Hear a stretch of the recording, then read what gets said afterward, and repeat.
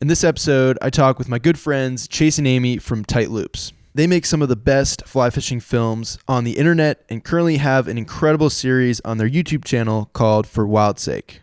This series documents their adventures of living out of their van full-time and traveling the U.S. hunting for rare native trout species. The last time Chase and Amiee were on the podcast, they were about to release this series, so we get to hear about what went into producing it, as well as some of the major challenges that they faced over the last year. They talk about the realities of van life, they answer some of your questions, and discuss the future of their beloved van, Bullwinkle.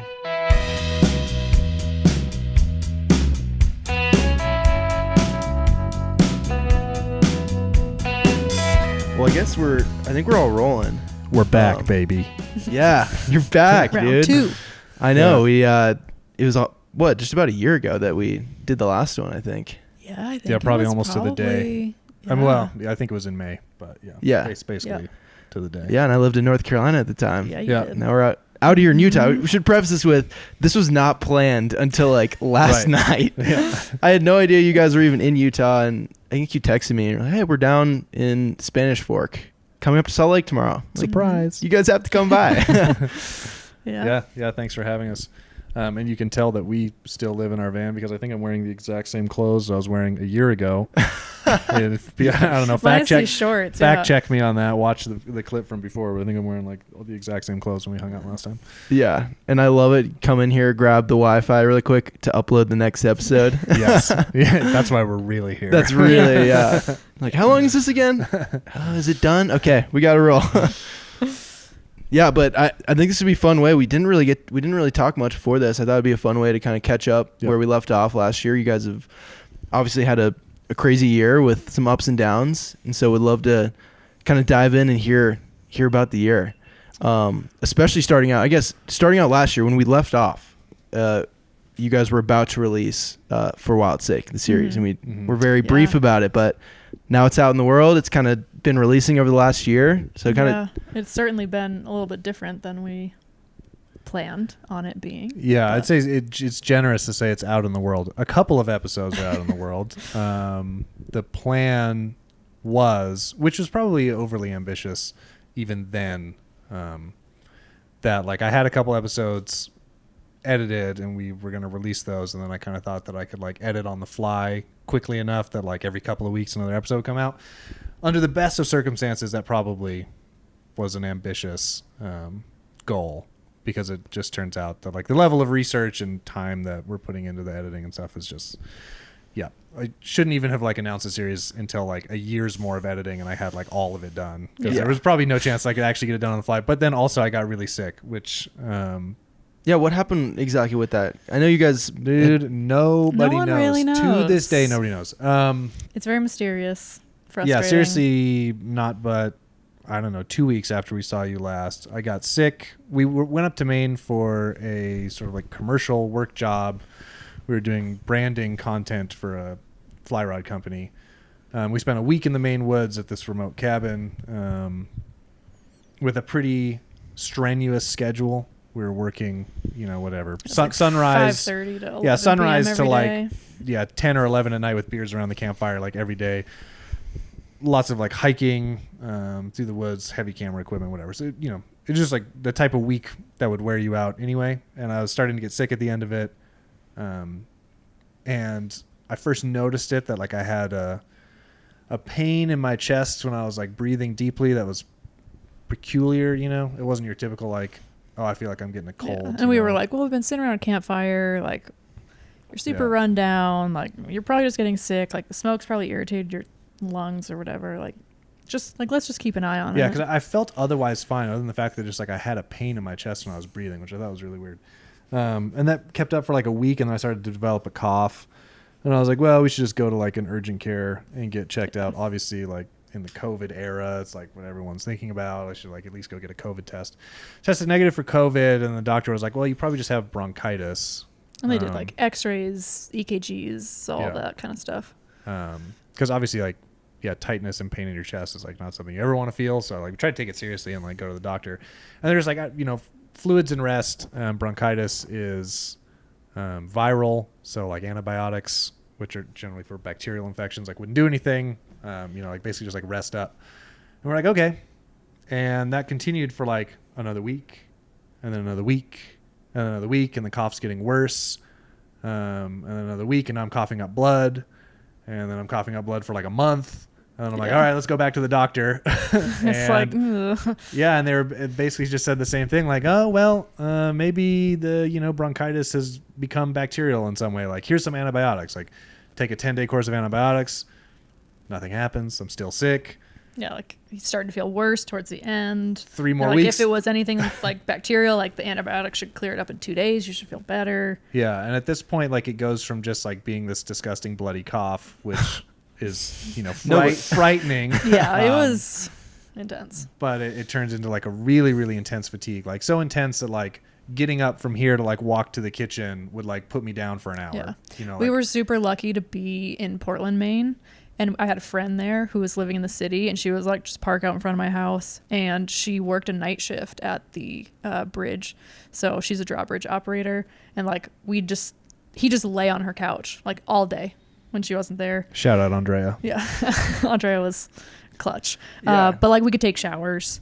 But we just essentially lived in front of her apartment for most of the summer in Maine, and it was like humid as shit. Yeah, living out of the Super van hot. during this whole thing. Yeah, keep living in the mind, van. like East Coast summer. East like Coast summer. Humidity 90 was degrees, like out of humidity, control in Maine. 90%. Yeah, which is just awful to feel But like shitty in. I'd go for runs and stuff because I was just like stir crazy. Like my whole summer I'm just like sitting around trying to like make sure Chase is okay and like help him get better, and I'm just like physical activity wise was just really lacking. So I'd go for runs and I'd be like, all right, well let's get you off the couch and like try to walk around the block.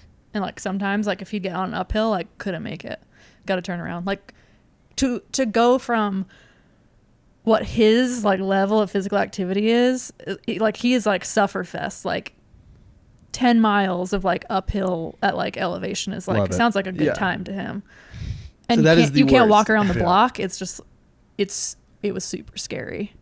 So we started to obviously get more and more like mentally and emotionally upset about everything that's going on. Yeah, and you start to think like the worst. I couldn't focus on anything. Like part of the fatigue was that like I just couldn't keep my thoughts straight or like concentrate. Like basically all I could do was just like watch Netflix stuff, or like I'd ask him questions, he like, couldn't answer questions, and like Man, it was awful. Anyway, we went back. Eventually we got blood tests. Yeah. And then we go back to the doctor again, and we start getting blood tests, and they did ask about TB and stuff like that. Different rounds of antibiotics, more potent antibiotics. Nothing has any effect. Like it just becomes this like, now he's just like taking antibiotics, like wreaking a whole other havoc on the system. My stomach's all messed up because of all the antibiotics I'm chugging. And basically, through all the blood work, all a million looks COVID good. tests, a million negative COVID tests. Yeah, blood work all looks normal. Like nothing is showing up. Yeah, you still don't really know what it was. And it was like, is it long COVID? Is it like post-viral syndrome where like? And the craziest thing was every now and again I just get like 48 hours where it all just like disappeared. Yeah. I just wake up full of energy, could just live a normal life, and then like a day later it would come back. That only happened a couple of times, but it was obvious that like something is going on in my body that can like turn this on and off, whatever it is going on. And basically we never got an answer. It went on for 6 or 7 months and then slowly just like fizzled out. Yeah, we got back to Butte and we were like, we gotta start, because now we have insurance in Montana. So it's like we didn't have insurance in Maine. Right. It was really hard to pursue anything. That was a big part of it. We have state, because we're poor people, we have state health insurance that's only good in Montana, and we had driven in our van all the way out to we were gonna the like East Coast fly for him these back. jobs. Like I don't know what to do. Like you can't be sick for like 6 months at a I time. I should have flown back right away, but being poor people, we were like, I'll just wait this out. Like, we had a job in September, so it was like, we have to stay. We can't leave. We got to take care of these jobs, and that was a whole other fiasco. And I think that's something that people don't realize. I've had to be a little more aware of it recently with trips lining up. Is our businesses can basically up to our health for like how successful we're going to be able to be, or for sure, or what we're going to be able to do. Right? If we get sick for 6 months, that means we're not working, we're not able to make any money for the business most likely. So that had to be tricky. And I know Yeah. obviously threw a wrench in the game plan with the series. Yeah. But before we get too far into that, for people that maybe don't know what the series is, what's like the, I know we got right into it. Give us a little rundown. Like, what is the series and what was the motivation behind creating it? Well, the series is called For Wild Sake with a subtitle of The Rare Trout Chronicles. At the core of it, it's just sort of a adventure story about us traveling around, hunting for rare species of trout in North America. For me to illustrate, I do scientific illustrations of trout and char, and I mean any fish, but most of it's trout and salmonids. But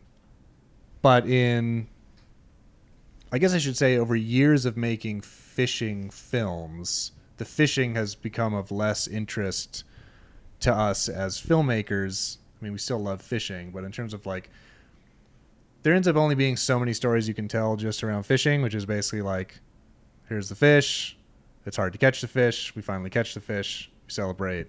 There's the fish, So, as outside of fishing, we have a lot of interests in terms of broader ecological ideas and conservation stories. So we thought that this series was a great opportunity to sort of plug a bunch of that stuff in. So it's like, it's a fishing story, and if you want to watch it, you'll get to see fishing. But really, it's just sort of a tool to have broader discussions about all the stuff that maybe even if anglers can't articulate are the reasons they love fishing in the first place. The connection it brings to natural systems, intact natural systems, especially in a series like this where we're talking about native, interconnected environments and ecologies. It's sort of an analog for the bigger picture about healthy environments. Obviously, you can have healthy wild fisheries, but that are full of non-native species. But we have a particular focus on sort of native species and sort of a growing movement around native fish conservation and fisheries management. So that's a really like roundabout way of saying it's sort of a big idea series as opposed to a smaller sort of like fishing focused series. Much more interested in broader topics. So the series revolves around these different fish and our adventures in going to catch them, but then also we talk with all sorts of interesting thinkers and experts and biologists and naturalists and artists and writers, etc., about a lot of these bigger topics surrounding conservation and the outdoors. Mm-hmm. Well, I think like a conservation film can sometimes be pretty dry and bleak, right.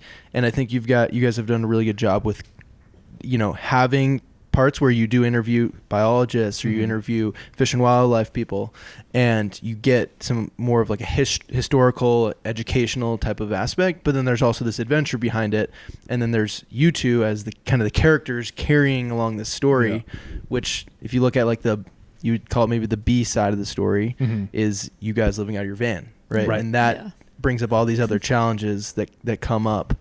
But I have been extremely impressed, and I think you speak for a lot of anglers, because it's one of those, like how you're going about it and why we all fish. I think you learn over years and years, and it does become less and less about the fish, and you start to appreciate kind of the local area that you're fishing, and you want to know more about the fish. And so I think you guys have offered that in a very, very unique way.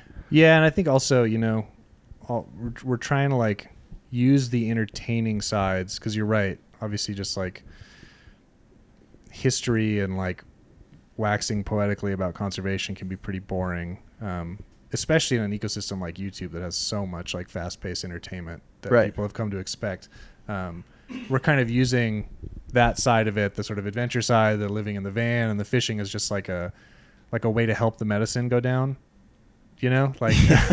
Like we're sprinkling in a lot of really heady stuff that on its own people would probably click away, but if you keep them on the line, so to speak, with like just enough entertainment, people can get exposed to a lot of ideas that maybe they wouldn't have the patience to sit down and be exposed to if it was in a different format. Which has sort of become like, I think, our mission as filmmakers and artists in general, and wanting to tell some of these bigger stories is just like figuring out a way to tell those stories in a easily digestible way. Because I think as any like science or conservation communicator would tell you, like the biggest issue is like communication and like getting those messages across, you know? So if you can like, it's like putting a dog's pill like in their food in like a tasty treat or whatever, you know, like you sneak it in there and like people are ingesting it, whether they know it or not, and they walk away being like, oh wow, man, I learned a lot about like this, or like I hadn't thought about that, you know, and like here I was just like watching a fishing video, you know, which is cool. I'm not trying to make it sound like we're like scheming on people or something. No. But, you know, We're like, But that's it sounds like the primary motivation, you know. Yeah, it's a challenge. It's a challenge as a storyteller and as a filmmaker or as an artist, to get meaningful information across in an ecosystem that rewards more mindless entertainment. And that's not just, I'm not just saying YouTube or fishing videos. That's just like the media landscape in general. It's like it needs to be quick hits. It's like headlines. You know, you want to hear something that'll grab someone's attention, and and it's really tricky though, because you know our biggest goal is just to get our content, our message, whatever you want to call it, out there to as many eyeballs as possible. And in order to do that, you often have to, as I'm sure you know, as a filmmaker who's on YouTube, you have to like play certain games that you might like not want to have to play, you know, to like feed it into the algorithm. Because like you can be like, oh, I don't want to feed into that like quick hit ecosystem or whatever, but then like, okay, well then no one will see your shit, so right, you know, where does that get you, you know? Okay, like you find a balance. Right, it's how much is your pride worth versus like the actual goal of getting your stuff out there, you know? Which is tricky. It's something I struggle with all the time, you know.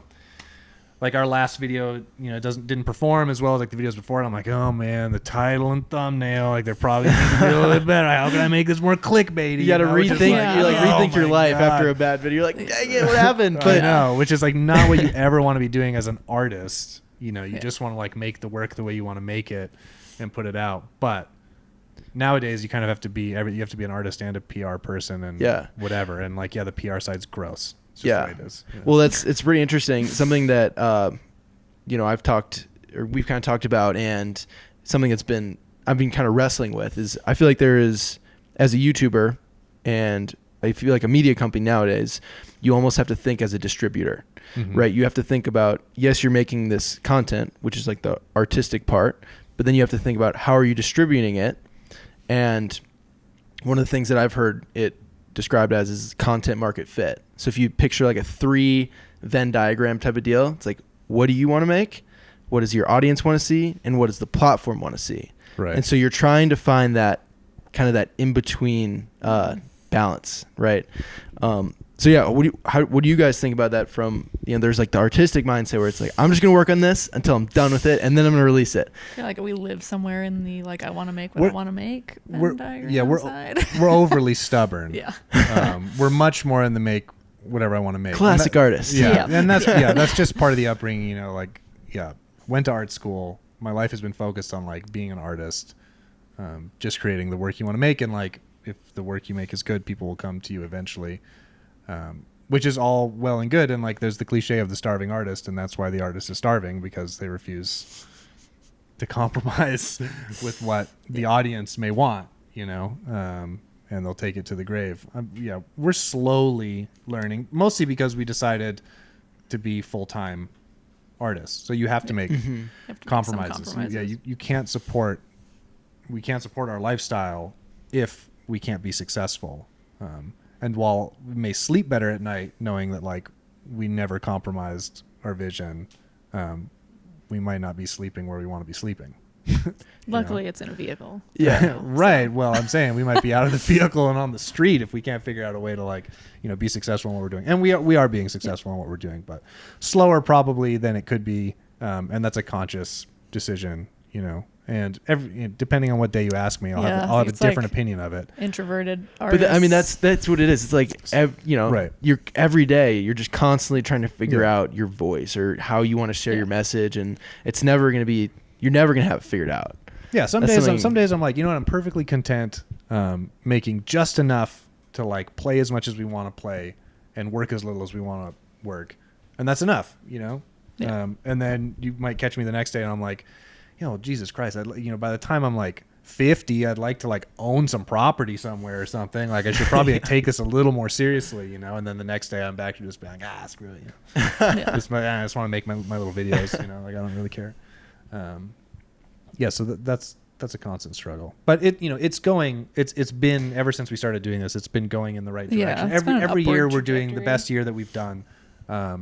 But like anyone else, we've watched our peers that we started at the same place, push far beyond us, and you can just see it's because of the the work ethic and the mindset that certain people put into it, that we're just flaky enough as artists that like we just haven't forced ourselves to like buckle down in that respect. So We're trying to be better. There's trade-offs. Yeah. I mean, there is also something to say about being okay with not having to like grind it out. You guys have obviously chosen a unique lifestyle, and you could be living in the van and then just working all the time. Yeah. Right. And that wouldn't be as fun, but you're actually going out and playing. And so I think I see that a lot of times when I'm like working way too hard or way too long.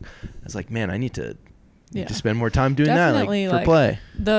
The balance has shifted, I'd say, like the last year, where like it's a lot more work, but also coming off of being sick and feeling like Chase was like really far behind where he wanted to be too, kind of like lit that fire of like I just have to like sit down and grind it out. Like every time we're stationary, it's like I'd be like, are you ever like coming to bed? It's like midnight.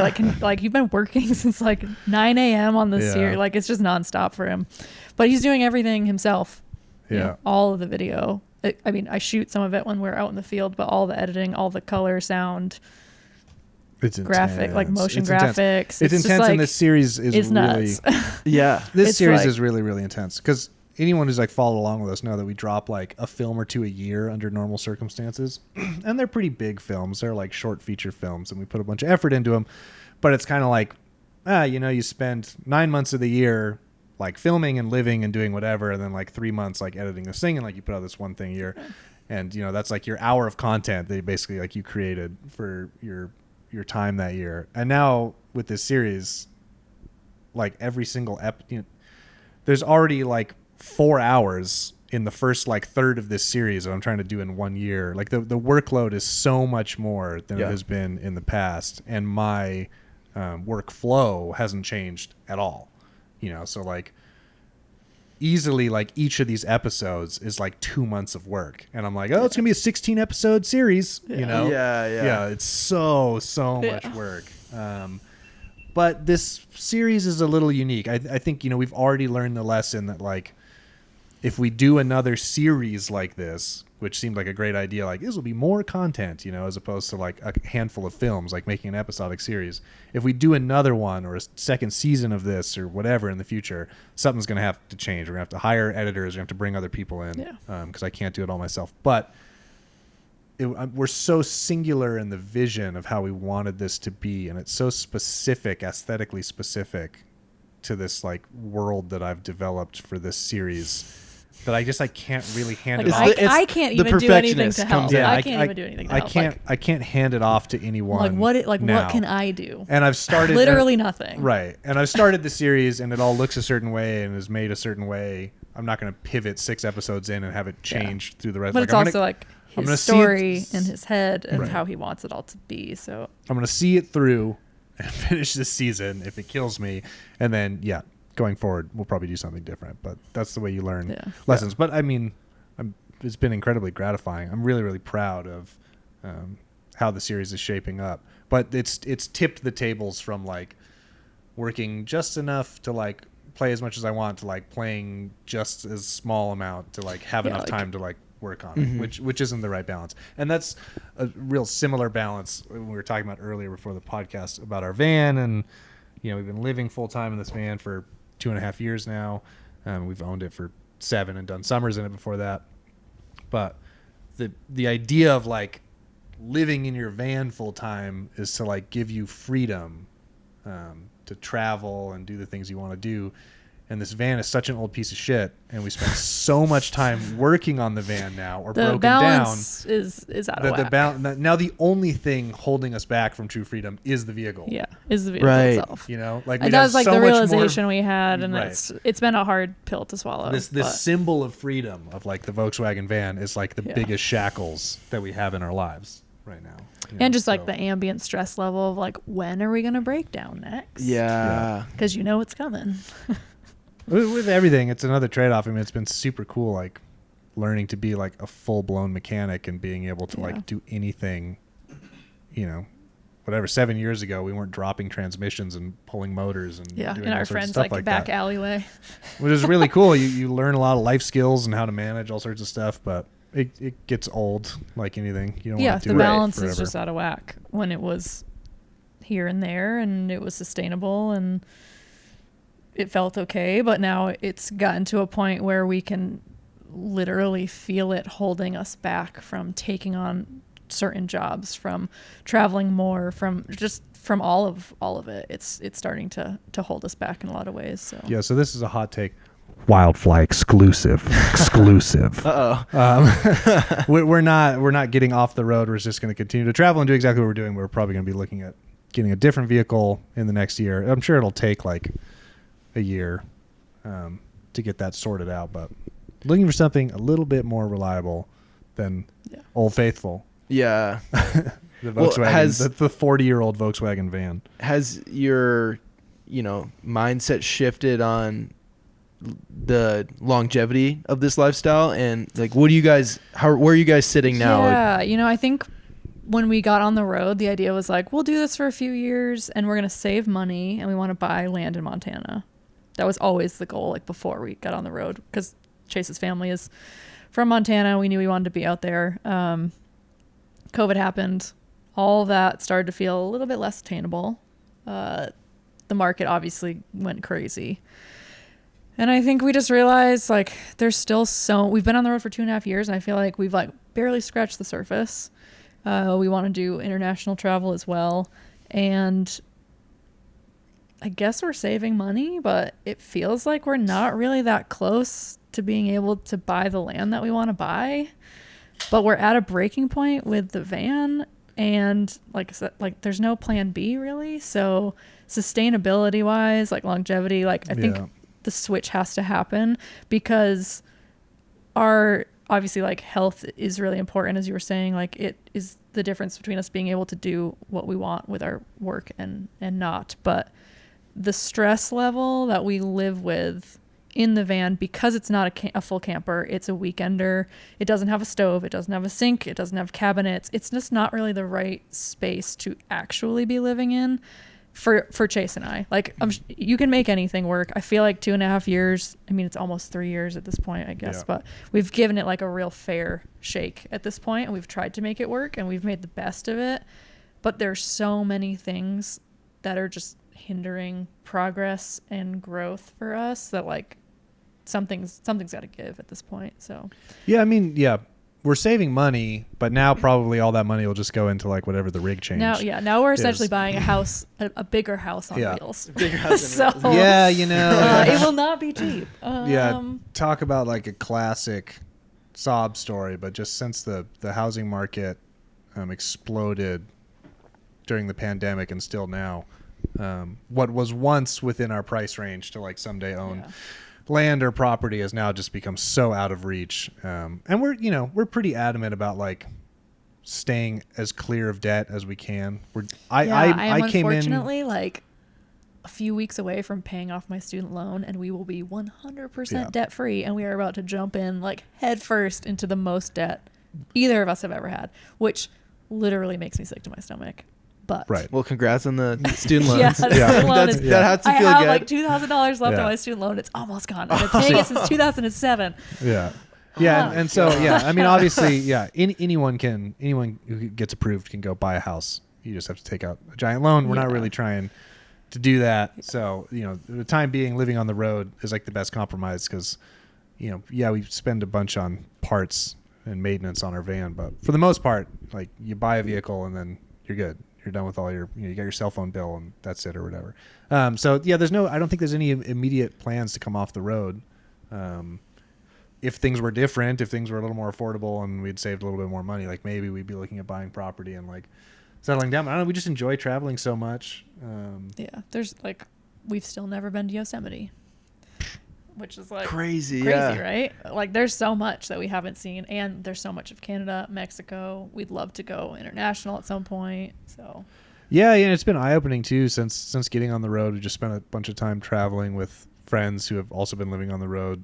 We were talking about before the podcast, Mac and Owen from Bound for Nowhere. They've been living full-time for over 6 years now, and they don't have any plans to slow down. You start seeing people who are doing it, and you're like, oh shit, I guess we could do it. When we first were doing it, we're like, yeah, it would be pretty sick if we made it a couple of years. When you just start seeing examples of people who are thriving doing it, and time it's does hard fly. to imagine like living any other way now, which is a little bit scary sometimes, because you're like, I at some point like would like to have a house, I guess. Like we really want to build something ourselves, but I think the like constant change of scenery and ability to get outside and the community that we've built just on the road, which was super unexpected for us. Like we had, I guess, like a small community of friends back when we lived in an apartment, but nothing like the community we have now. It's more of like a chosen family. You found your people. Yeah.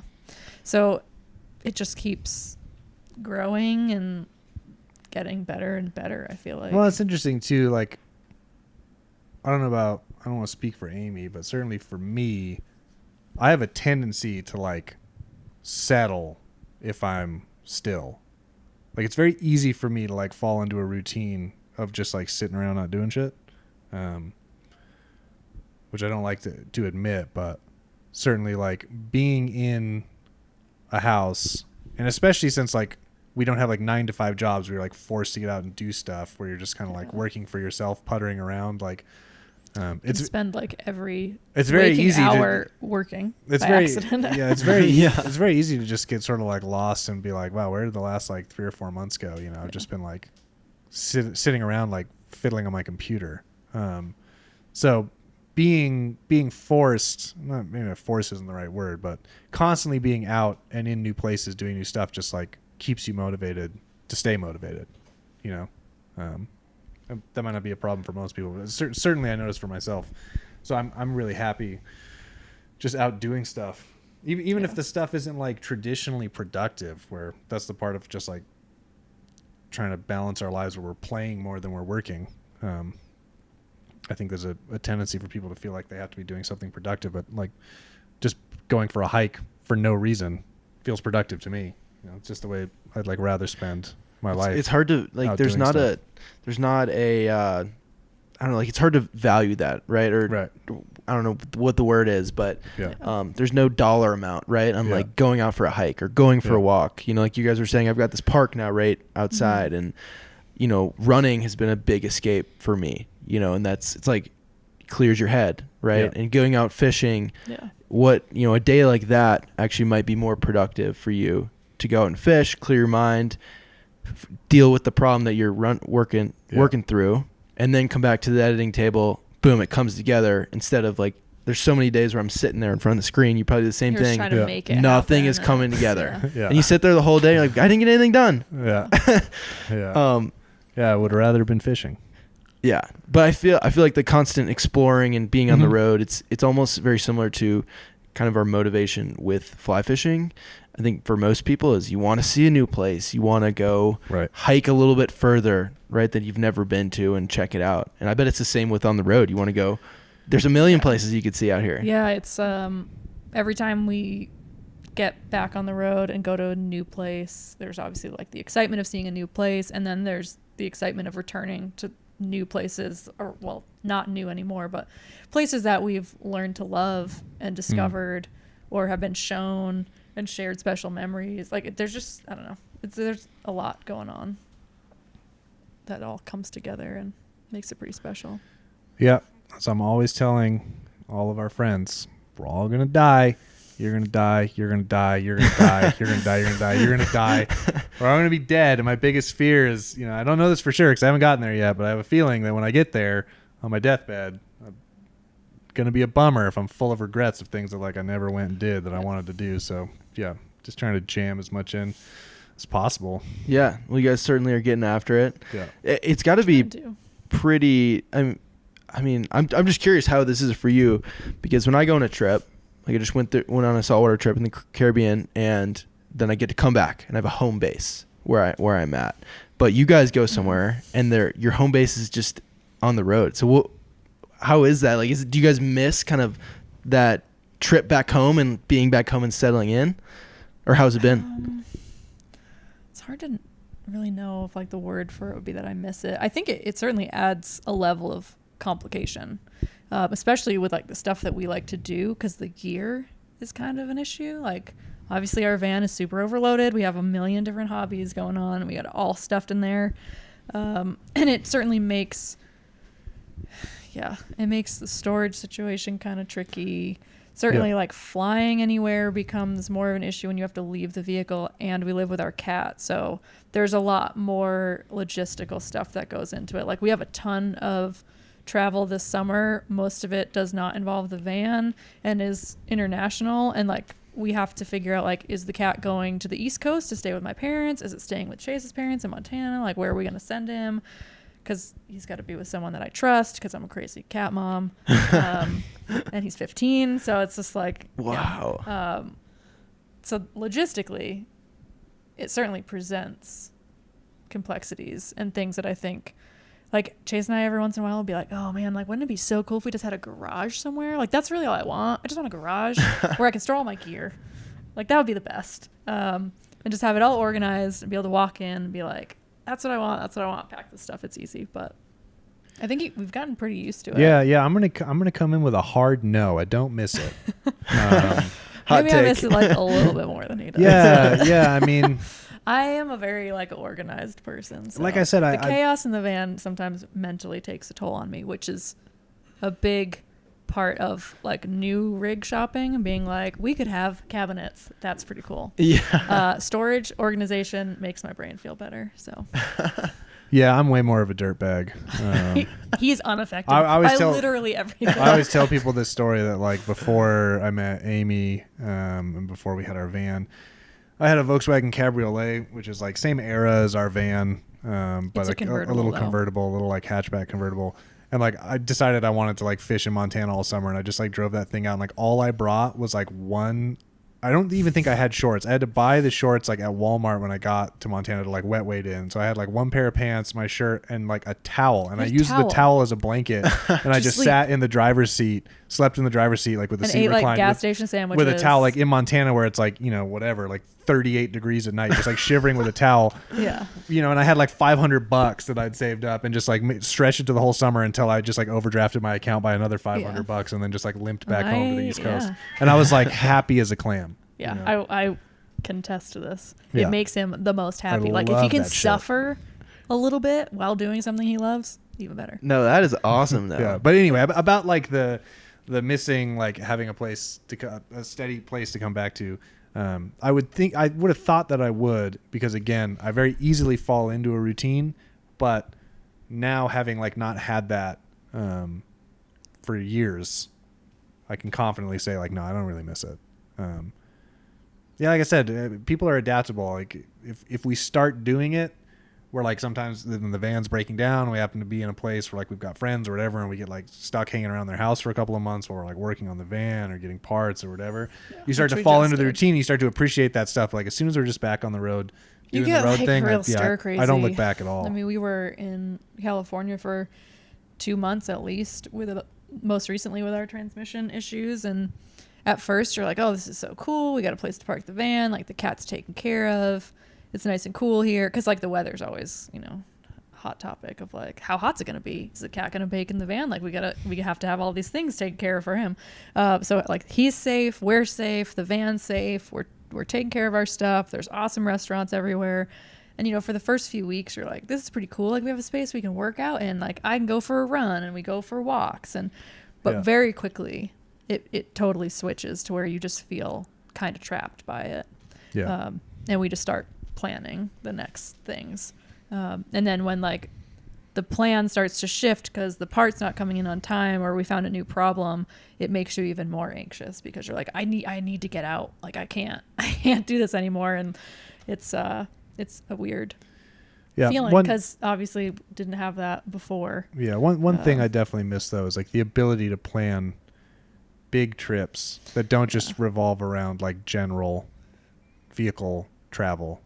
You know? Yeah, a lot of like canoe tripping stuff. Yeah, I think like when it's hard for like we have to have our canoe. We have a canoe on the East Coast. And we have a canoe on the West Coast or in Montana. So like we have some accessibility, but planning more remote, long form trips becomes more challenging. But yeah, it's harder to keep bigger things like that organized. You're more sort of like living on a day-to-day basis with just like what you can fit in front of you. But yeah, I think when we made Big Land, we went on that expedition in Labrador, and we had a couple other expeditions in Canada that same year or the following year. We kind of like looked like we were on this trajectory of doing like bigger and more trips like a whole that. World that we. But basically, yeah, when you're living like in your van on the road, you just like can't really do that stuff. You don't have any, like Amy said, like what do you do with your van when you go and do all that stuff? But also, you just can't store all the gear that you'd need for a trip like that, et cetera. So definitely like itching to get back into doing that stuff. I'm not really sure what it's going to look like yet, but a vehicle switch and stuff might make a difference in that. But it just requires advanced planning, really. You need outward stability to be able to take on big things like that. Like our parents are a huge help. Obviously, like his parents are in Montana, so that's our home base, but we can store stuff there, and then if we need to work on our vehicle or we need to do something, like things can stay at the house. So it's planning stuff like that. We're like, oh, we want to go. We're flying to Canada this summer, so we know where the van's going to be. We know where the cat's going to be. We know when we're leaving. We book the plane tickets. It all works out fine, but it does only really work that way because we have a home base to go back to. Yeah, a home base gives you stability. Living in your van does not offer stability, but stability is overrated. We prefer not having that stability because, it makes the spice of life, it makes things more interesting. But it has trade-offs. Yeah, certain things like that we just can't do at the moment. But yeah, hopefully we'll figure it out. Also, we just like kind of couldn't do it for the last couple of years because international travel's been so screwed up. But you guys have been having fun. Like it's been fun on the road. Been having fun. Dude, tons of fun. Yeah.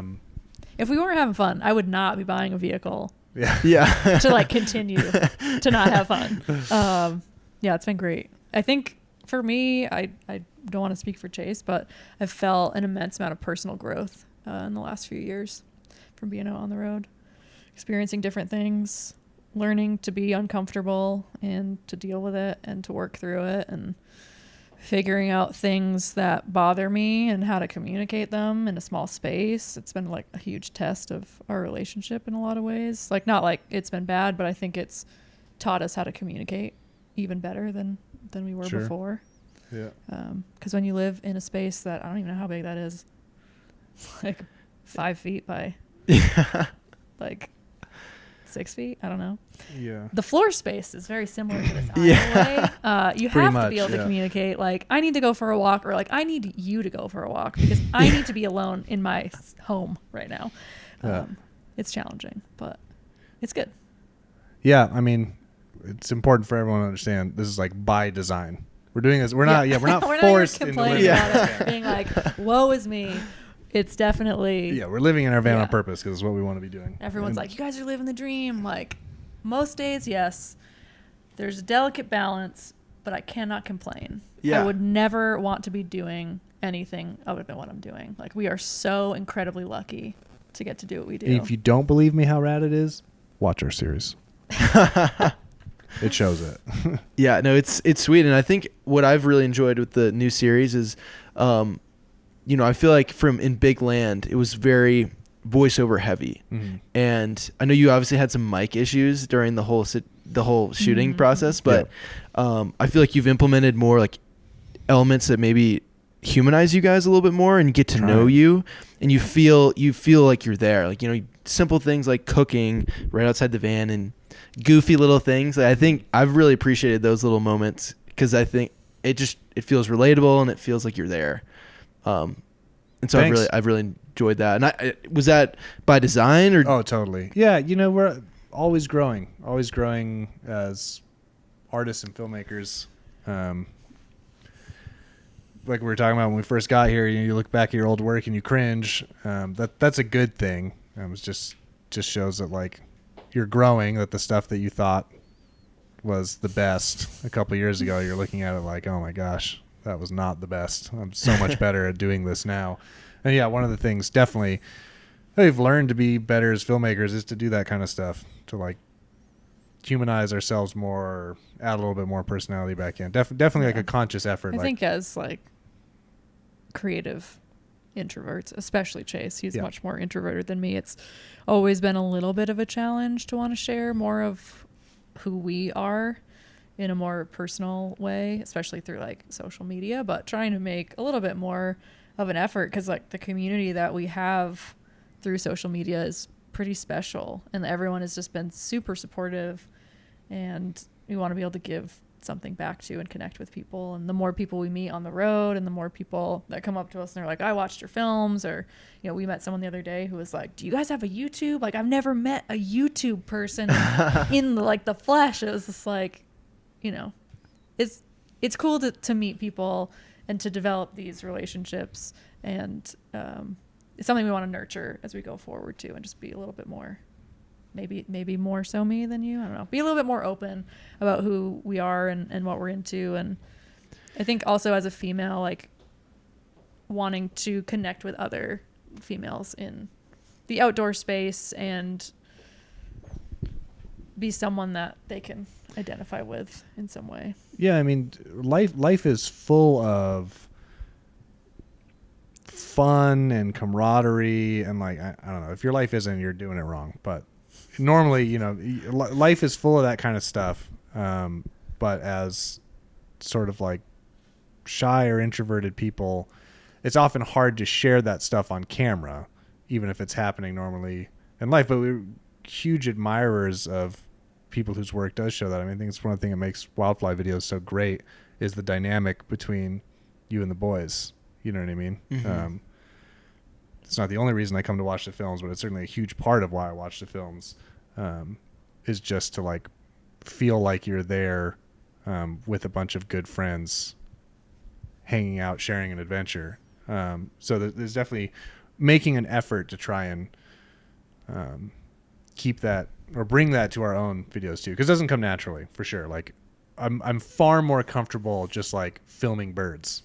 Yeah, you know what I mean. Like, dude, that's your backup thing. Right. Just go film birds. Right. Stock video. Like for me, it's but very. We're also like incredibly goofy when we're together. Oh yeah. So gotta find the balance. For me, it's very difficult to be like, let's just be natural in front of the camera and like share. Yeah. Like talking to the camera, no, can't do it. Working on it. Yeah. Getting better at it, and yeah.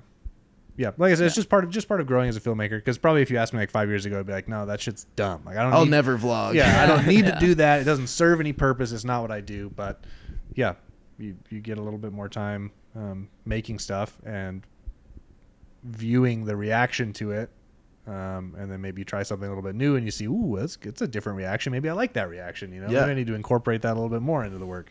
So yeah. Well, I think it's a whole challenge. And really a skill that you have to learn of figuring out how to capture those moments, right? How to capture your personality or whatever you're filming. And I feel like every film is just another attempt at how can I tell my voice or share my voice a little bit better. Yeah. And oh my gosh, I just had a brain fart. What was I going to say? Oh, I was going to say one of the things that I heard recently that kind of I didn't realize about vlogging, because I've always thought, for a while I thought vlogging was dumb and this and that. But I think vlogging is just a tool that you have in your toolkit for filmmaking, right? It's just a way to communicate something. And whether that maybe it's you just pull out the GoPro and say what's happening right now. Like you might not have that shot in post. And you're like, man, I wish I had that. Just that raw reaction of what happened, right? And so I think some people kind of turn a cold shoulder like we both have in the past on vlogging, but we're both not making vlogs. That's just a part of that's one of the things we're doing while we're filming our videos. Yeah. Yeah. And especially, you know, I come from like a classically trained traditional background of like cinema from film school, you know. There was no vlogging in film school. So like my I wonder idea, if there is now. you know, I considered myself like a filmmaker. Like I make films. This is cinema, you know, this isn't I dropped diary, out. I dropped out of college as an arts kid, so I have no standards. Still paying for student loans though. Still paying for student loans though. And I still have a tough, you know, when someone's like, "Oh, you're a YouTuber," I'm like, "I'm not a YouTuber. I'm a filmmaker." You know what I mean? Like I'm not a YouTuber. But yeah, at the end of the day, you take a step back. You're like, would I rather be a filmmaker that like 200 people see my films, or would I rather be like a YouTube vlogger that has an audience of 500,000 people? You know, like the end goal is just to like share your work with the world. And if those tools are more effective, those are the tools you should be using. You know what I mean? There's no reason to be stubborn about it. And yeah, obviously, we're never going to turn into like a vlogging channel. I think everybody knows that. But learning to incorporate those tools to our advantage, because like whatever, the audience likes it. You know, people like it. And like, why would you be trying to like make films that like your audience doesn't like? It's a challenge for us, though. It feels kind of good to challenge what we're used to and push ourselves to make different things. And obviously, it's like pretty awkward. Chase is like, "I'm gonna go walk away with the camera now and talk to it." Goodbye. So I'm like, "Okay, bye, have fun." But I think it's important to challenge yourself and keep growing too.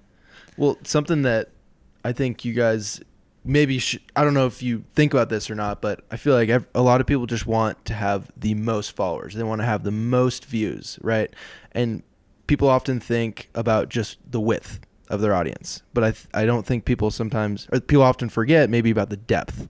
And so although maybe y'all aren't growing at the pace of maybe some of your other friends, I think there is a depth within your films and your audience that is much different than maybe a vlogging fishing channel with 500,000 subscribers. Yeah. And I think that's something that is going to be going forward probably more prioritized on YouTube, and something that people should consider instead of just cranking stuff out just because it might get a quick couple views. I'd like to think so, Scotty. I hope so. It's something that we've talked about a bunch before, but there's an unwillingness to compromise on a certain quality and our vision, really. And like obviously Chase is the person doing all of the editing and video work once we've shot everything, and there's a stubbornness there to relinquish any sort of control, because it's got to be just how he envisions it. It's a balance between like listening to the audience, like what the audience likes, and then feeling like, I'll tell you what you like. You know, like if you don't like this now, like you will after I make 100,000 more of these videos. Eventually somebody will like it.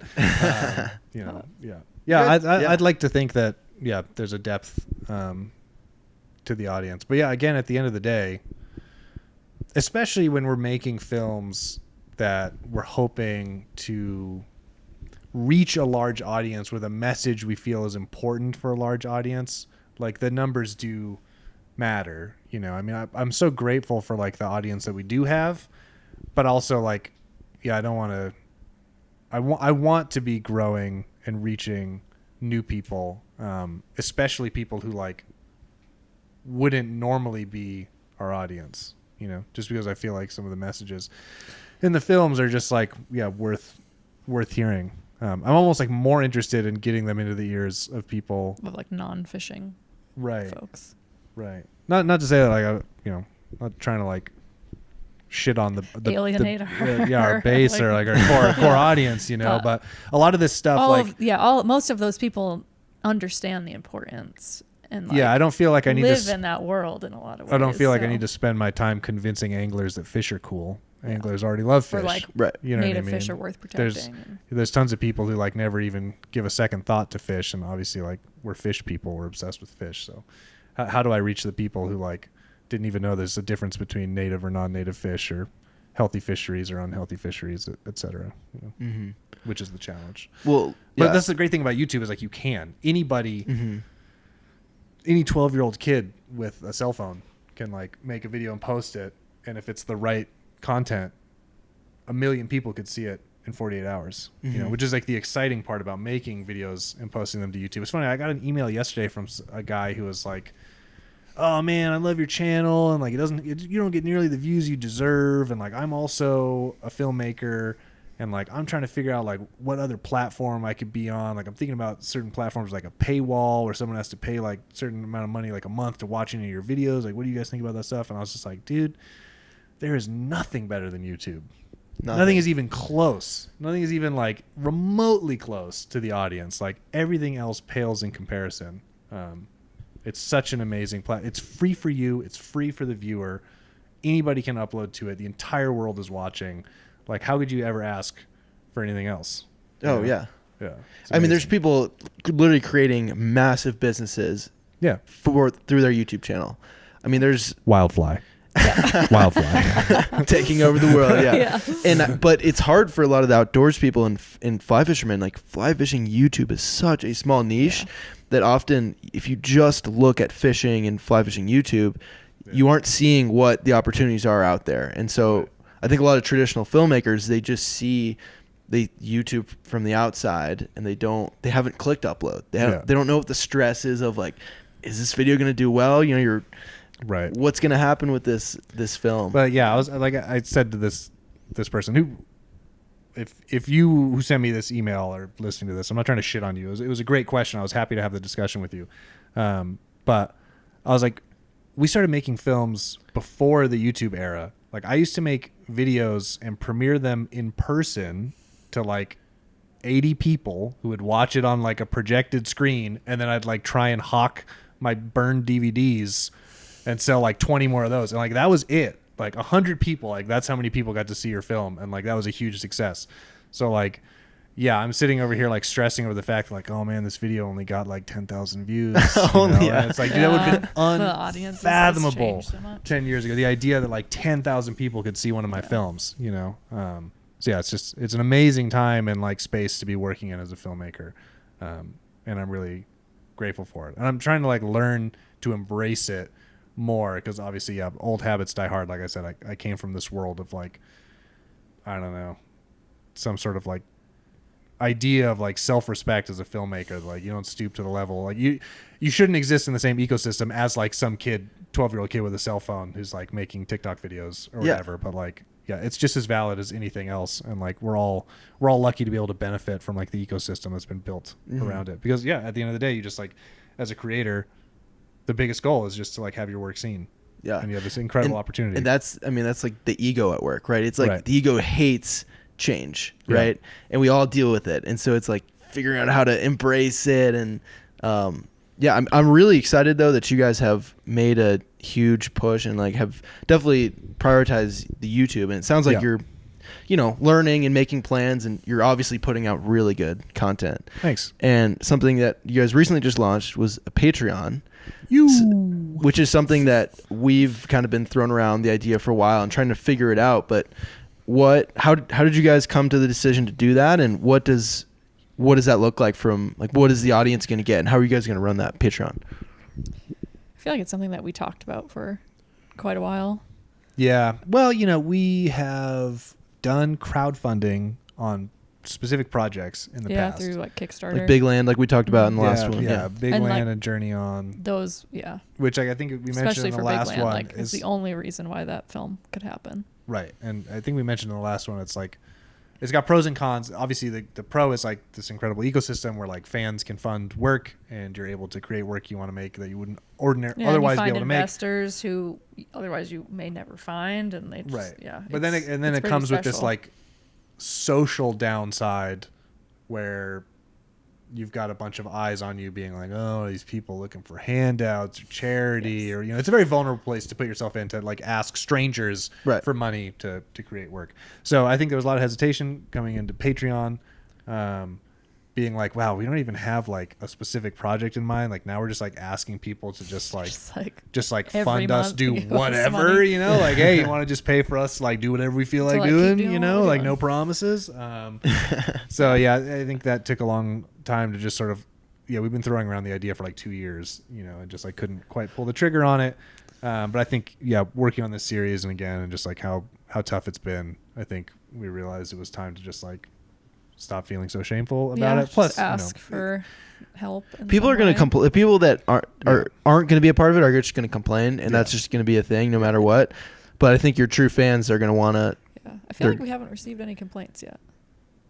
No, there was complaints about the video that like mentioned the Patreon. It was like, wow, this is 95% give me money and 5% fishing. Okay. Yeah. So But sometimes I don't read all the comments. Fair enough. But It's okay. You don't need to read all of them every time. That's I leave that to Chase. But yeah, I think in terms of the way it's going to be run, which we have a video that explains it that people can watch. But the gist of it is, we don't have a ton of extra stuff to offer. I think that was one of the other reasons we were hesitant to launch it. Yeah, I didn't really know. Because Like, we felt what like, can well, we give people? Because like in the crowdfunding, like with Kickstarter, there's sort of a reward tier system. It's like physical. We've never done product. like a purely charitable donation, like a GoFundMe. That's just like, here's this thing, like donate whatever you can. You get nothing out of it other than knowing that like you helped us in some way.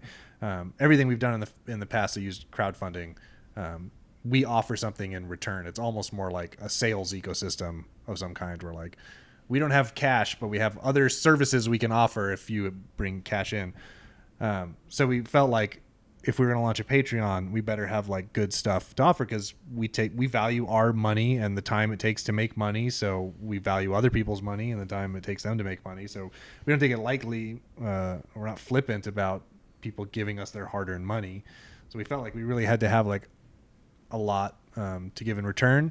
And knowing that we were so swamped with our workload already, we're like, oh my God, like there's no way that we can. Yeah, we need to be careful and not like overpromise. Yeah, some people, as I was saying, certain creators maybe were running a podcast or something like that, where the content is quick and easy to create, or maybe not easy to create, but quick to create.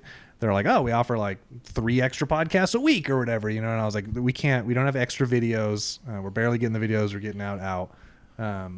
But we realized, especially over the years, we field tons of emails and comments and stuff from people just like asking how to support.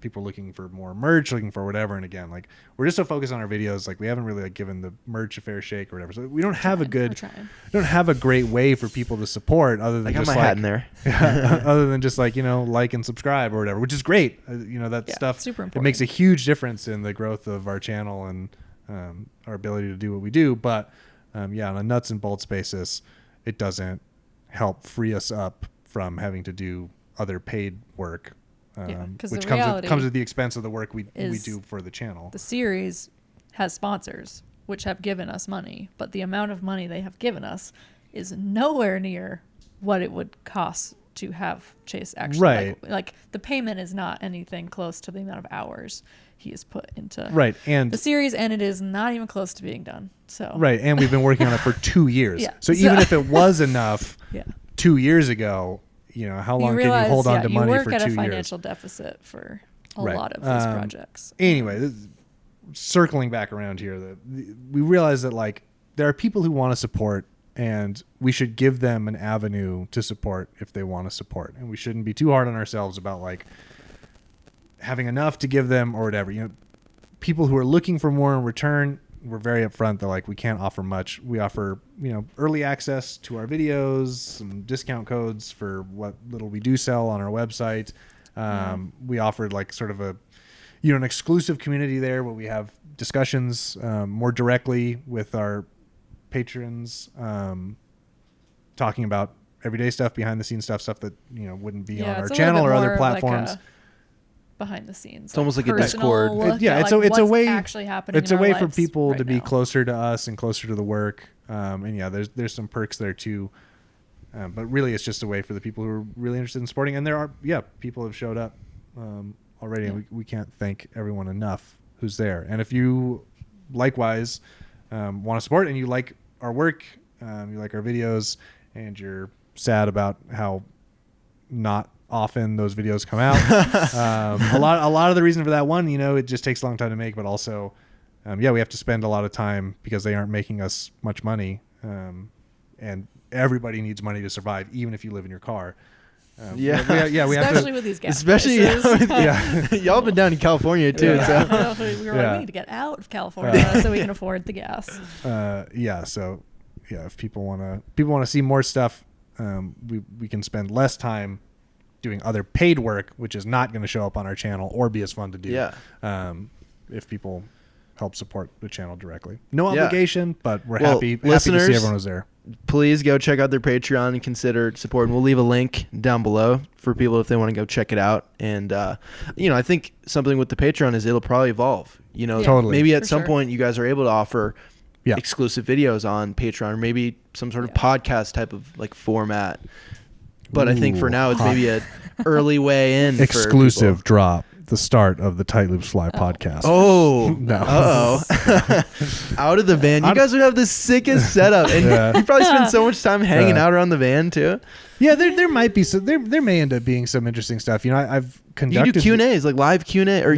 I conducted these long interviews for the series, and like the sound bites that end up in these episodes is totals like a minute or something of like a 2-hour interview I did with people, and there's so much interesting stuff that the narrative maybe doesn't end up requiring to be in these episodes. But I have these interviews sitting around with conservationists and writers and biologists and whatever, talking fishy stuff, and I've thought about like maybe posting some of that stuff on Patreon if people are interested. There's opportunity for like, dude, that would be so interesting. Yeah, extra that stuff, and like a Q&A, even if it's 20 minutes, you guys get a Q&A on Instagram. You guys sit down. There's not much editing. You just talk. Hey, this is how we did this, or this is how we do that, or I'm sure there's stuff that people are dying to know who are fans. But yeah, we take people who are giving us money very, very seriously, and it's not to say that like if you want to get our attention, you have to give us money. But anyone who's on our Patreon, we take that super seriously. So if people want a direct line to us,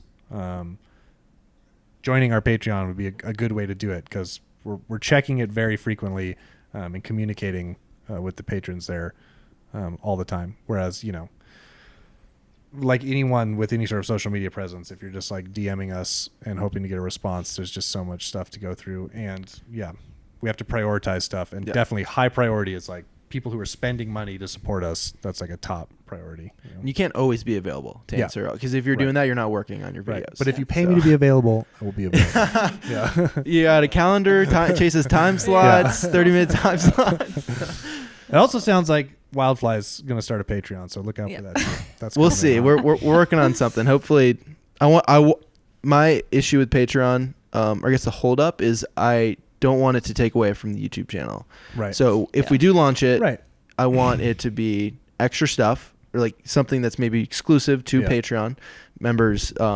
But we still can deliver the same quality and the same quantity of videos that we want on YouTube. Yeah, and like you said, it might snowball, because you start with like, well, we don't have much to offer, but here's this platform, and if enough people get on that platform, now I've got a little bit more funding, now I've got a little bit more resources to make a little bit more stuff. Totally. Now maybe we'll have a little bit more to offer, I think your patrons are they also probably feel a little bit deeper connection to you as a brand. Like, hey, I am a Patreon of them. Like, even if they aren't getting that much, they just feel that much. Yeah, people are involved, and it's not a false sense of involvement. You really are involved. You know what I mean? Mm-hmm. Even if you're not there with us in the moment creating the work, like funding work, you can't. Yeah, I can't understate how important that is. You are legitimately like taking a hand in like producing the content when you're helping to fund it like that. So, people want to feel a part of something, and it's not just like this will make you feel like you're a part of it, but you're not really a part of it. Like, you're really a part of it if you're contributing in that way. Which is something I loved about the crowdfunding platform in general, making those other films. And so now it's just like, it's a way to be a part of the Tight Loops crew permanently or semi-permanently. The other cool thing about Patreon is people can come and go as they wish. Totally. Yeah. No long-term obligations on a month-to-month basis. So if you want to contribute and then you don't feel like you're getting your worth out of it, it's totally fine. Yeah. Well, I'm going to call my roommate in here, Joe, to the hot seat. Get over here, Joey. Joe is a big fan. We went to college together. He's a big Tight Loops fan, and I think he's got some questions. So, are these personal questions or are these internet questions? Are these Joe questions? These are Joe questions. Right. So we're gonna hand Joe the mic here. Hey everybody, I'm really stoked to be here. I genuinely am a huge fan, so I'm very stoked to be here. So I got one serious question, and then I got a couple of other just like kind of van life related questions that I'm curious about. So I think it's really great that we spend all this time talking about conservation, and going out of our way to find these rare fish, and it's really exciting. But what's the expectation and the responsibility out of the common man? Someone like me, I'm not a YouTuber, I'm not a creative, I'm a corporate schmuck. What is? I would thank you, buddy. What's y'all's expectation out of me or responsibility of me as someone who cares about this kind of stuff, loves to fly fish, loves the idea of having these Apache trout, these cutthroat, and all these other, accessible species to fish for available. But, I'm also not necessarily able to give my life savings to it or all of my time to it. Well, I don't know that there's necessarily any expectation. Or responsibility. Or maybe like how can the common Yeah. man help out more? Right. I think the responsibility is just awareness. I think the rest follows. I don't think that it's not the type of thing where like, well, you should recycle. Those types of individual efforts, while important, probably don't move the needle too much on a day-to-day basis or on an individual level. I think the most important aspect is just in awareness and consciousness of this stuff. I think for me, especially as someone coming from the non-fly fishing world, like I was vegetarian for 12 years. I used to fish like conventional tackle. I lived in New England, fished saltwater with my aunt and uncle, but like very limited exposure to it. Like it was just a fun thing that we went and did. Didn't really think much about it. Became vegetarian, super opinionated about like what I was eating, whatever. Chase introduced me to fly fishing and I was like, I don't get it. Like, what is it? Like, I don't really even understand. So coming from that world, learning so much about fish, obviously like looking back to how it was then, like we've both grown and changed so much, and our journey through fly fishing has changed. But where like, I used to be super into catching a big fish is now less important. And like we used to catch stocked fish and like we never fish for stocked fish now. Like it's slowly changed, and it's because of the information and the knowledge that I've gained where like my focus lies. And I think with educating people, it just makes it a little bit, I'm trying to think of like where I'm trying to go here. Learning about native fish, and like as someone who before I started fly fishing would look at a river and not think about the fish in it. It just didn't really register. It was just like, I'm out on a hike and I'm in nature and this is what I like to do. But the fishing component wasn't there. Learning about the fish, and the more I learn about them, the more careful you are about things, the more like you teach other people. Like it just keeps spreading and getting bigger. And I think all of it does affect, like learning about erosion and like stream banks and like being more careful about. Right. Well, here's the thing, right? No one's really worried about nature on its own. People are worried about the impacts of the human world on the natural world, right? No one's sitting around talking about how nature's going to eat itself. We all know that nature functions well on its own, and that one of the biggest threats is the imbalances that can be caused by people. People who love nature and the natural world are going to be more likely to protect it. Yeah, I don't expect anything out of anyone that I don't expect out of myself, and all I really expect out of myself is to be a student of the natural world and to love and cherish the natural world and to educate myself as much as I can. And I think everything else follows. If you love and appreciate something, you'll do right by it. Yeah, that's what I expect people to just spend time outside, love being outside. And if you love anything, you're going to want to learn more about it. When you learn more about stuff, you want to take care of it.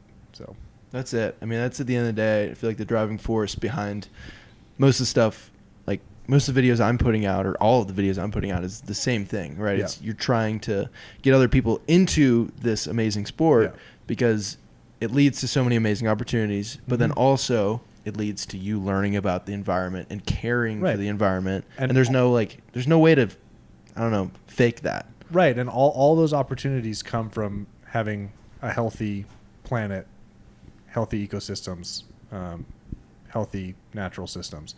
There's no fishing without fish, so you got to take care of the fish if you want to be able to do the fun stuff you want to do outside, or anything play outside. You got to take care of it. Otherwise, it won't be there, and then all those opportunities will disappear. And whether people realize it or not, even if people live somewhere in a city, people need the outside. People need nature. It helps keep us our happiest and healthiest. So yeah, it's important stuff.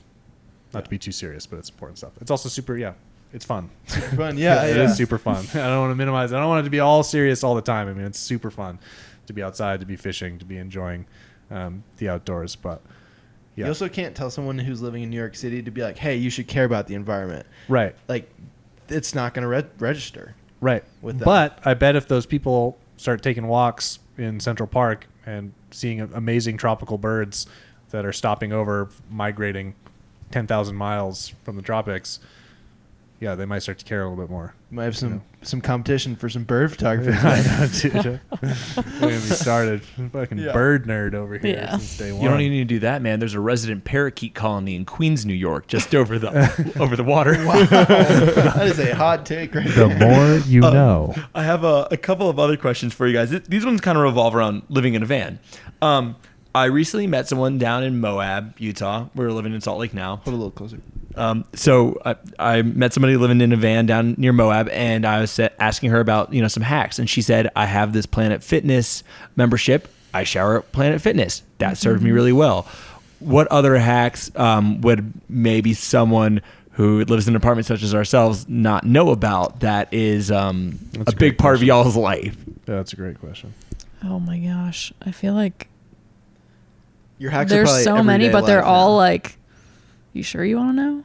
You sure you want to know about that? I would love to know about your You'll gray never water. look at an Nalgene bottle the same if I tell you. So most people's pee bottles are Nalgene bottles because you want something that has a lid. We've learned that the hard way. Because inevitably you will not have access to a bathroom. Only liquids go in there. No pooping in the Nalgene bottle. Although I guess it could be in an emergency. But Yeah, and to be fair, most of the time, we're camping in mostly the woods. You go just pee outside. outside. But you wake up in the middle of the night, you're in a parking lot, or you don't want to go outside, it's raining, whatever. That becomes your bathroom. So kind of gross, kind of weird. But obviously, it is like- like widespread that we find all of our friends also use Nalgene bottles for the same thing. You have one, you clean it, you bleach it, whatever. Yep. That is the pee bottle. Planet Fitness. We've never done the Planet We haven't Fitness. done the Planet Fitness thing, but it's super popular. YMCA. Because you've never showered? No. I think we shower a little bit less than most people. It just depends on where we are and what we're doing.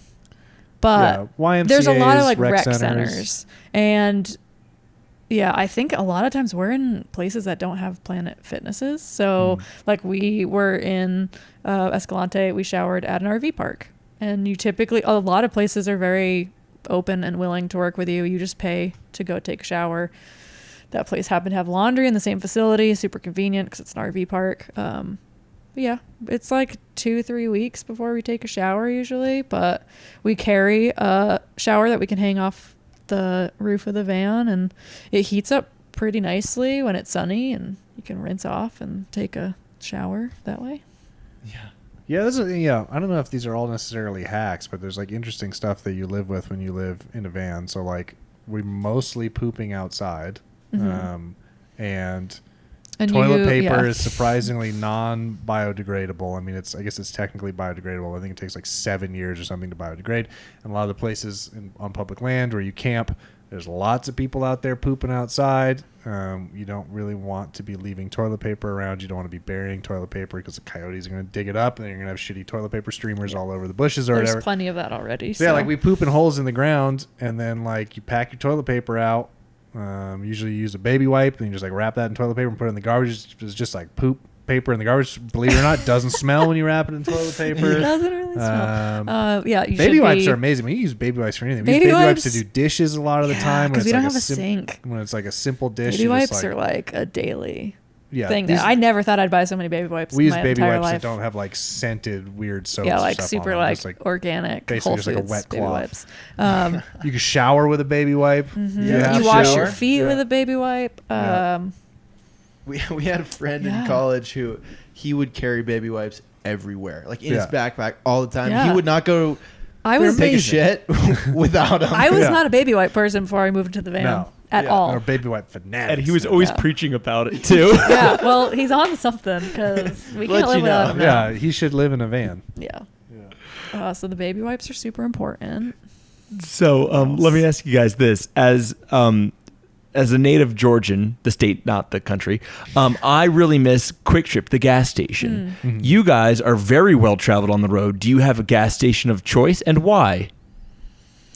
I've recently become like a big fan of the Maverick. They usually have water where you can fill up because we carry a water container with us because we only can carry 4 gallons, which is another pitfall of not having an actual camper. We don't have like a water we have tank. 2 now. We can almost carry 10. Yeah. One of them's collapsible. But Maverick usually has a water spigot on the outside. And I feel like they're just really consistent. And the I feel like bathrooms are pretty Maverick clean. has like the windshield wiper fluid is like always fresh. full, yeah. That's big. That's like a real bummer when you select your gas station and you fill up and then there's no wiper fluid. Although to, like, where's the squeegee? where's like the best like truck shower? Is that the Flying J? Flying J. Yeah. Flying J is pretty clutch because they have like individual showers, Yeah. for truckers, which is also a big hack if you're traveling. That's like really. And you nice. can park in the parking lot, sleep there. Right. Yeah, I was gonna say, tacking on to some of the like hacks is just like knowing where you can sleep in cities if you ever if you're traveling late between areas, and like one of the last things you want to do like late at night is be driving down some forest road where like you can't see shit about like where you are, like get a read on where you're at, trying to figure out like a free place to camp. So sometimes if we're like driving and it gets late, we didn't get as far as we wanted to, because you never get as far as you want to in the van because it's super slow. You just end Yeah. up like pulling into the nearest town. So like most people know this, but maybe some people don't know this. Like you can sleep at Walmart, almost any Walmart. There's a couple around the country that'll be like posted that like they don't want you sleeping there, but almost any Walmart will let you sleep overnight. Walmart in California, on like the coast. It's a Surprise, no-go. surprise. No go. Yeah. Yep. They will kick you out. Like Cracker Barrel lets you sleep there. That's another big one. Yeah. A lot of those Planet Fitness places will let you sleep.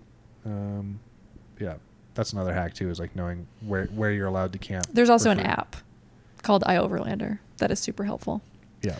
We always kind of reference that when we're going somewhere new, trying to find some places to sleep, like rolling into Spanish Fork last night, like open up iOverlander, see if there's anything around that looks appealing. But it's also great for finding We slept at Walmart last night. remote camp spots. Yeah, it was pretty loud. Hell yeah. There were a lot of people hanging out. Yeah, there's some hooligans. Do you guys know where you're sleeping tonight? No. That's the joy of living in a van. You never know where you're sleeping. Yeah. It depends. I mean, obviously, like, the ideal is when we find a camp spot that's like super off the grid and we're going to stay there for a week. And yeah, you know. which is 90% of the time. But Yeah, but when we're traveling, because we're traveling back to Montana now, it's a lot of like eating out and sleeping in parking lots, and just because we're not wanting to divert too far off like the main yesterday path. morning we woke up We were in working a all beautiful day yesterday. campsite in Escalante in southern Utah, around the Slick Rock on Yeah. sand with our friends, completely off the grid. And then we drove all day, most of the afternoon, to get to Spanish Fork, and then we were at Starbucks working.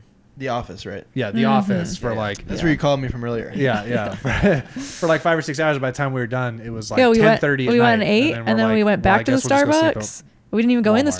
Starbucks. We just sat in the parking lot, in the van, working Okay. in the van I have to on ask. their Wi-Fi. Do you have a wireless mouse? No. No. No. Can I give you one of mine? Because that has changed my life, using a wireless mouse.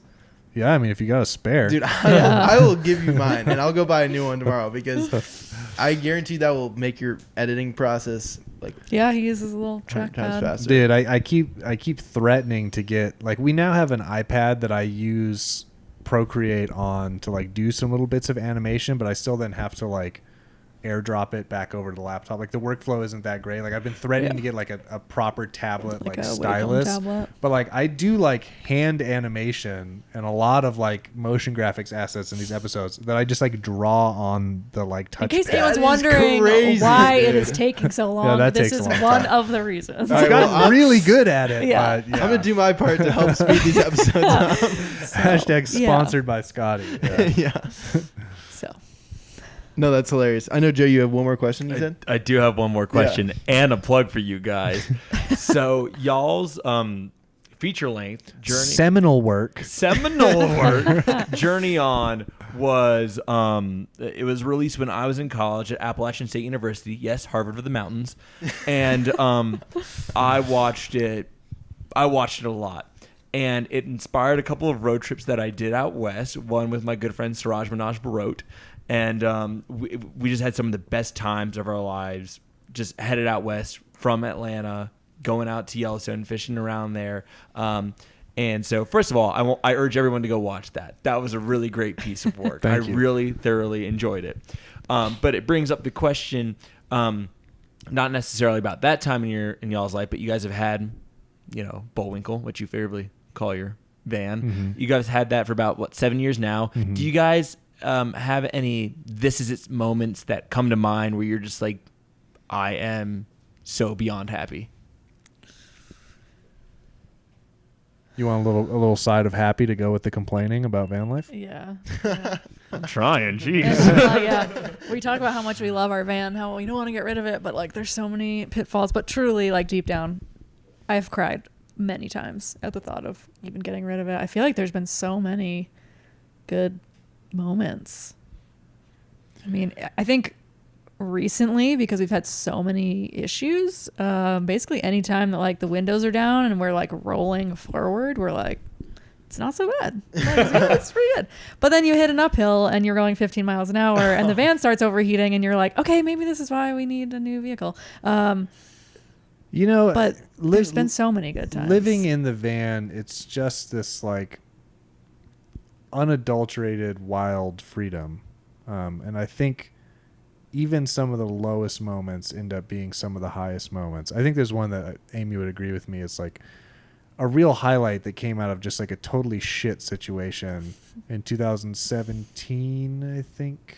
I think we were spending the summer traveling. We weren't living in the van full time yet, but we were up in Colorado visiting her cousin and some friends of mine from back in West Virginia. Oh, yeah. Shout out West Virginia. I was like, which one of these situations are like, there's so many. I don't know. And we have to be more specific, went for an alpine hike up in the Maroon Bell Wilderness, we were up at fishing like for cutthroat. Over 10,000 feet. Yeah, the trailhead was up over 10,000 feet, and then the lake was like, I don't know, 12, 13,000 feet or something.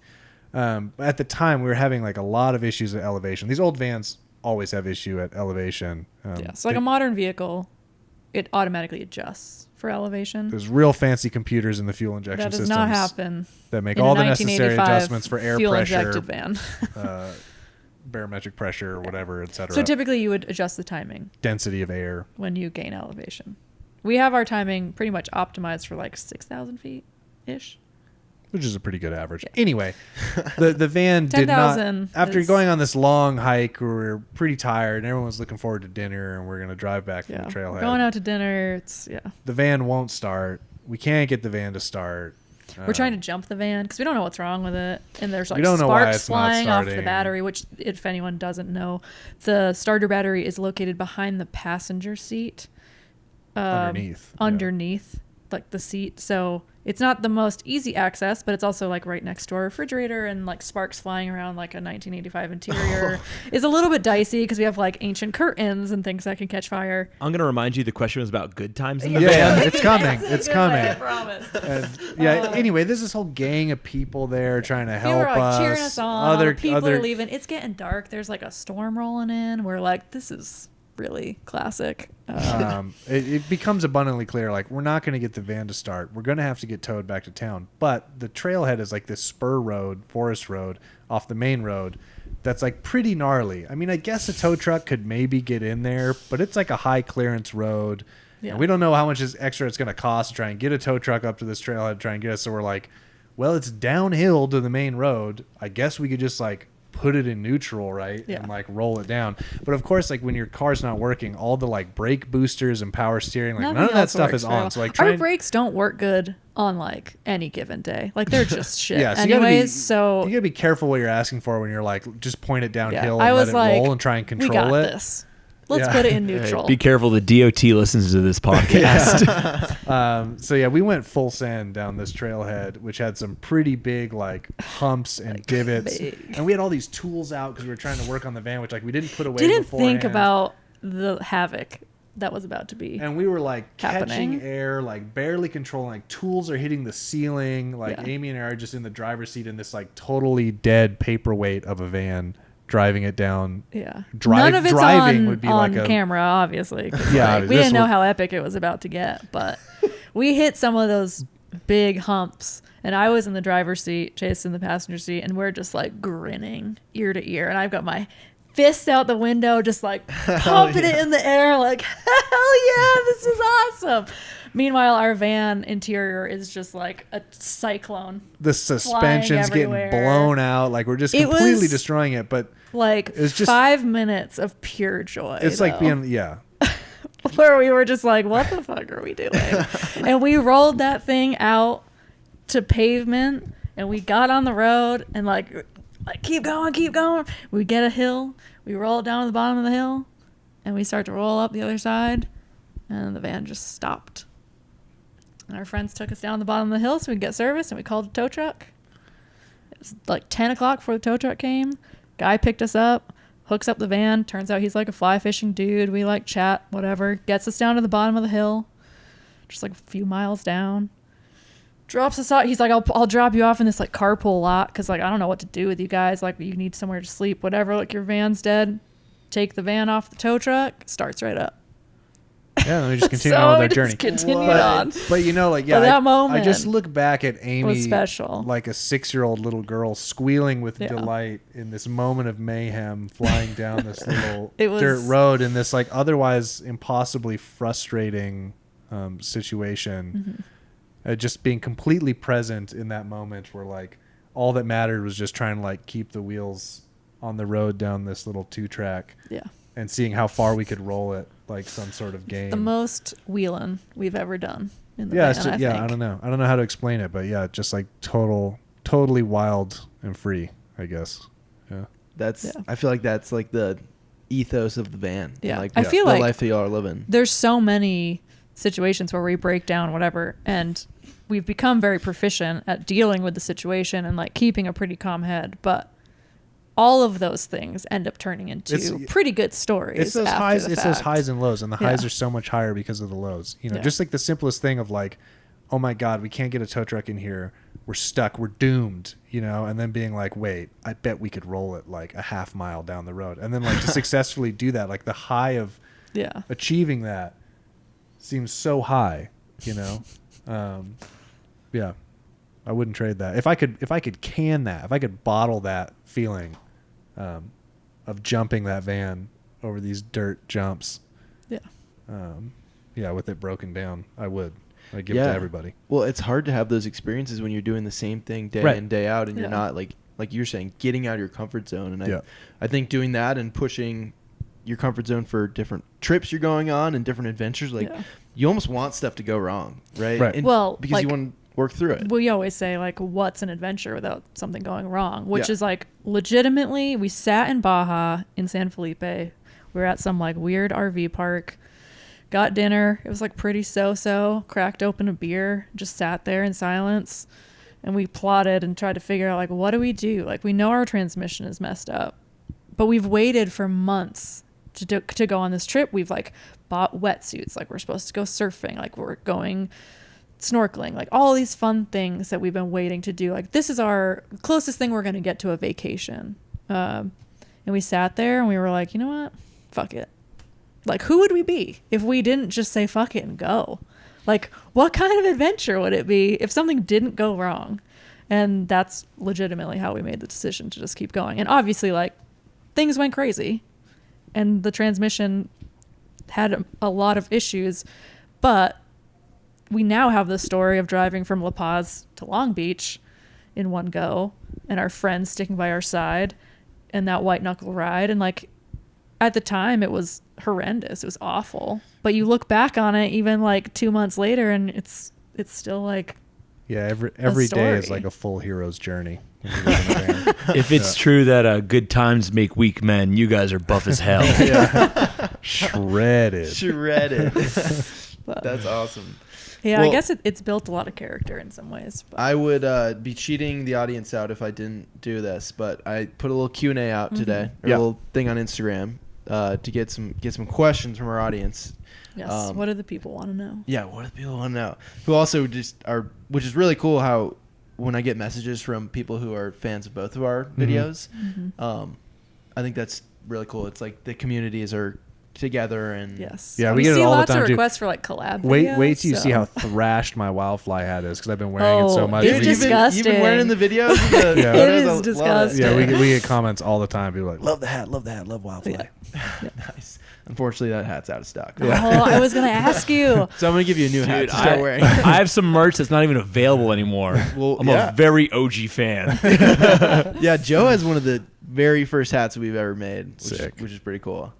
Nice. But this first question from my buddy CJ Lord, who's also been on the podcast. He's a huge fan of you guys, and he said, "What is yours and their process for gathering, sorting, and timing your sounds, effects, and music? The timing and usage of different sounds seems extremely complex, and I'd like to hear more on this. I know y'all touched on sounds in a previous episode, but hoping you can talk a little bit more about it." Yeah, so it's organized chaos for sure. A lot of what we shoot is in slow motion, and on some of our cameras it doesn't record any audio in slow motion. On the other ones it does record, but the way things sound slowed down, like if you literally just slow down the actual sounds the camera's catching, it doesn't quite. It doesn't represent what you're seeing the way you'd think it would, oddly enough. And also a lot of what we're shooting is being shot with like telephoto lenses where there's no equivalent of a telephoto microphone. You have that long boom stick right over the so creek. a lot of the stuff you want to hear, you just can't hear. And also, you see a fish rise or something and you want to hear a sound for that rise. But in reality, if you had a microphone pointed at the river, all you'd hear was the noise of the river. That stuff would be mostly drowned out.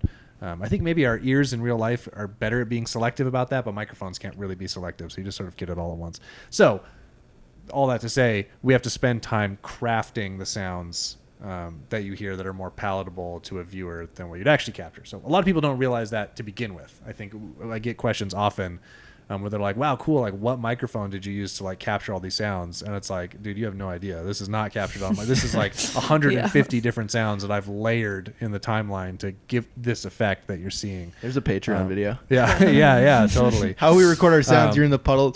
Right. And that's not just something that we do or Wildfly does. This is an established technique within filmmaking for sound. There's people that literally this is their career. This where is- they yeah. make Their sounds. whole job is just like there's some dudes who just sit there watching the screen with a bunch of props around called Foley artists who just like imitate the sounds they're seeing on screen in real time to be synced up into movies. Like Anyway. the dude on Prairie Home Companion. You know what I'm talking about? That guy. Yeah, totally. Yeah, but I mean, you see in all motion pictures, like a ton of time on set, there's noises on set. There, especially when you're shooting on film, you'd have the sound of the film cameras going. So like a lot of times, the simplest thing that you'd be like, oh look, here's this dog is on screen and it's running up and like its collar is jingling. Like that's some guy with like a chain in front of a microphone after the fact, like trying to sync it up to like the bouncing of the dog or whatever. Anyway, I love this because this is totally It's how your brain so- works when you're yeah, editing. it's You're like so deep. very much Yeah. very detailed oriented. I love it. Yeah. So how we get there to the finished product that you see is I've been building a sound effects library for years. I'm constantly adding to it because inevitably with every project there's like some new thing that I need a sound for that I don't have yet. But I just carry that with me like every time I start a new project that involves new hard drives, like that all just gets transferred over. It's always there. It's like my Foley archive. Foley just being a word for sound effects.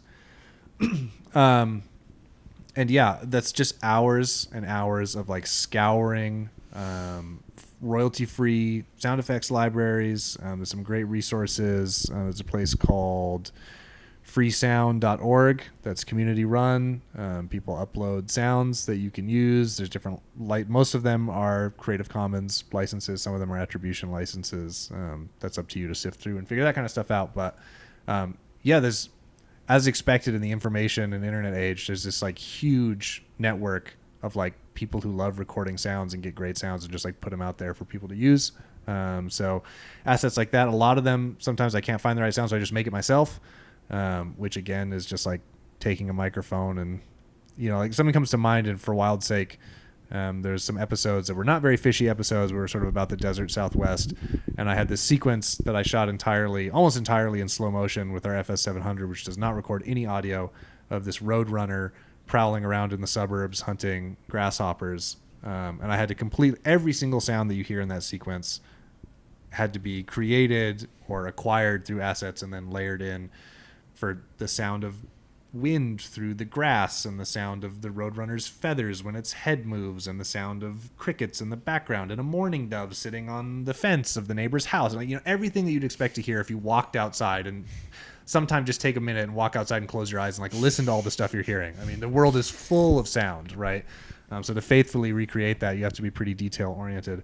But I needed a good sound for the roadrunner's feet on this sort of sandy, gravelly substrate that it was running on, and I didn't have a good sound for that, so I had lint truffle wrappers, little chocolate wrappers that just had this kind of light, crunchy sound that just sounded like what I think bird feet on sandy gravel would sound like, and I just sat there watching it over and over again, just crinkling in sync to the video to get that sound. So yeah, it's a lot of stuff like that. But at this point, I have this library of sounds that's really hierarchically organized and labeled.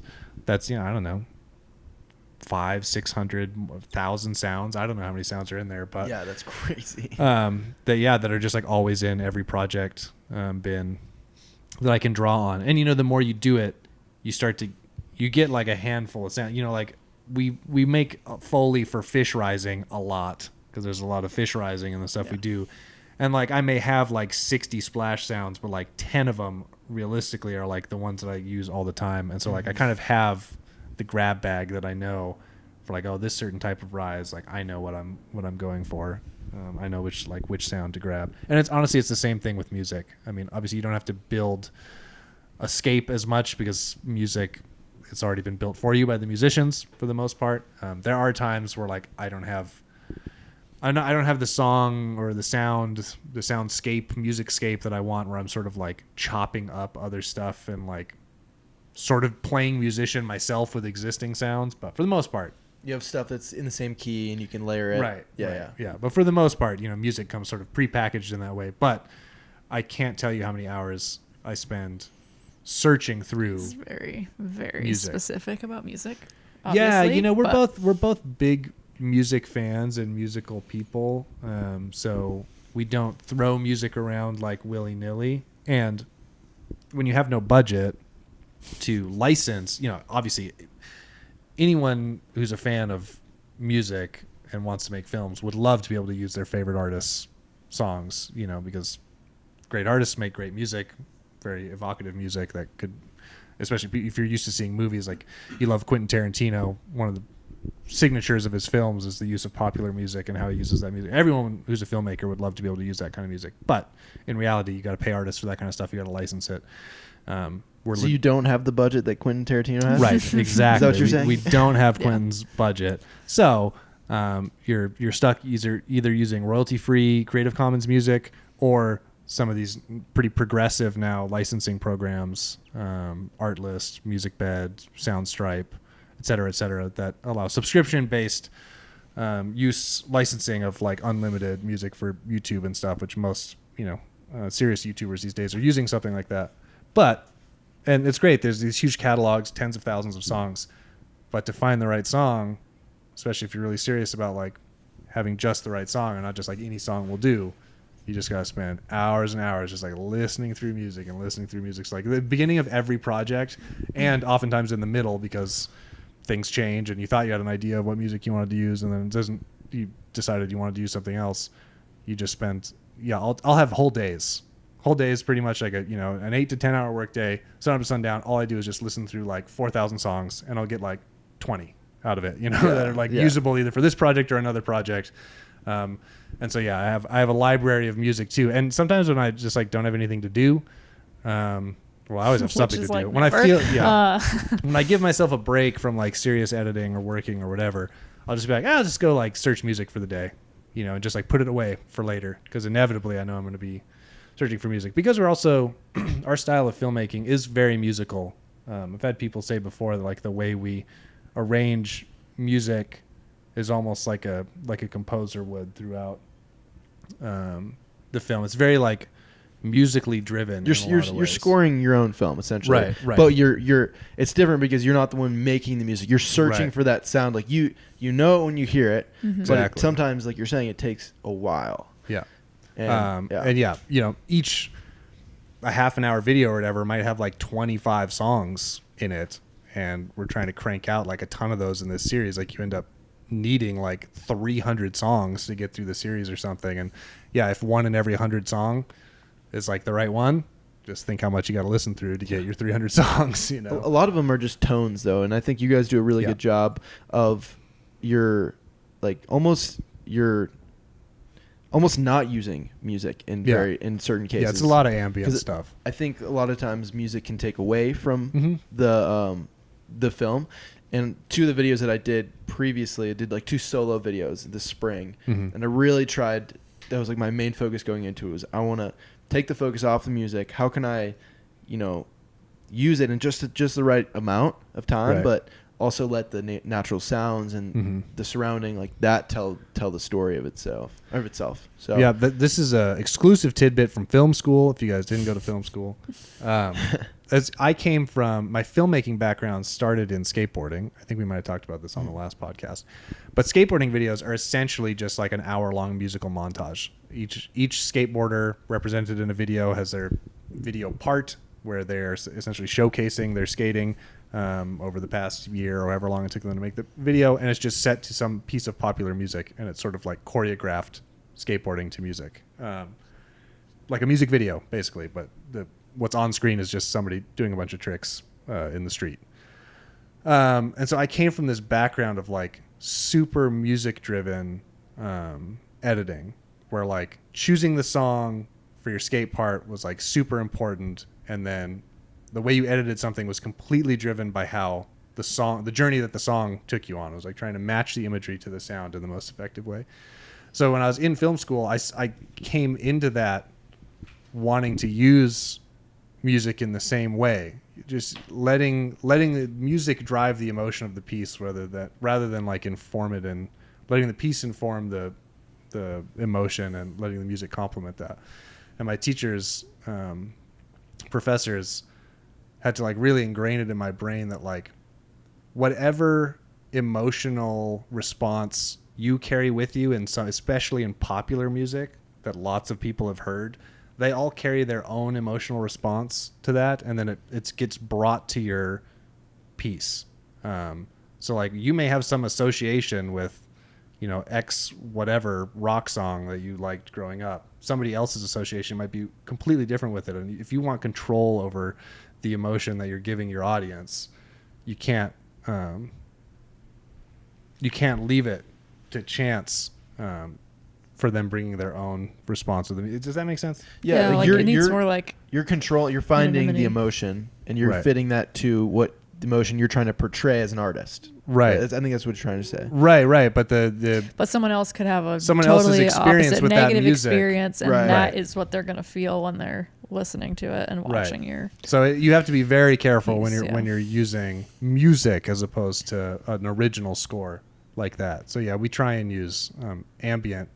I don't want to say less musical, but sparse musical accompaniment as much as possible. Complex. Yeah, less complex. That's more like a traditional film score than a music video, for example. Yeah. Where Chase might be the creative director in Tight Loops, you were in a band at one point in time, right, Amy? That is correct. Do you have any insight, anything to add in that regard? As someone who has composed music in the past? Well, yeah, I feel like it's weird to think about it as composing music, but I just think we're both really passionate about music, and the early stuff that we used to make was very much centered around like a song, like a music video. It was the lawless Wild West of the internet. There was no before licensing. copyright claims. Yeah, So exactly. we just used So we whatever used all we wanted. kinds This of song is stuff. banging. I'm using And this. it was really hard to like break away from that because you have songs in mind because of the way you feel about them and the emotion, and like you want to use that because it ties it all together for you. But I mean, Chase is so much he is very much the like music sound person. So I always trust his vision with all this stuff because I just don't have the background that he has. And obviously, like, I came from punk music, and I don't know, like I said, it's like weird to think about it as like composing music, but I think, though, kind of going back to his question, composing the sounds and the score, I guess you would say, of the film is very much like probably building out a song. And where you know, usually you're starting with your bass level, like maybe your bass, right? That maybe it's some dialogue, or maybe it's just a simple ambient sound, and then you build off of that. Oh, what's going on in this scene? Oh, there's wind. Oh, there's a sail. There's a flag. Okay, I need a flag sound effect. So you're kind of building it as you go, just as maybe a musician may. Totally. And Joe's a really talented guitarist, and I've learned guitar in the last like 2-3 years. Very novice still, but one of my dreams would be to compose, you know, the music for an entire film. That, you know, you kind of have more control over the sound. Maybe if I'm not as talented as some people that are making these songs, but you still have control over that. Yeah, either way, you're still driving a narrative. Yeah. Interesting to think about. No, it's interesting. I mean, shout out Rolf Naylander. I was just gonna say, like, because he composes a lot of his own that music. like really was what came to mind. He kills it. He also has like full access to Christian, Tallest Man on Earth's music too, which also is sweet. You're not like envious at all. Yeah.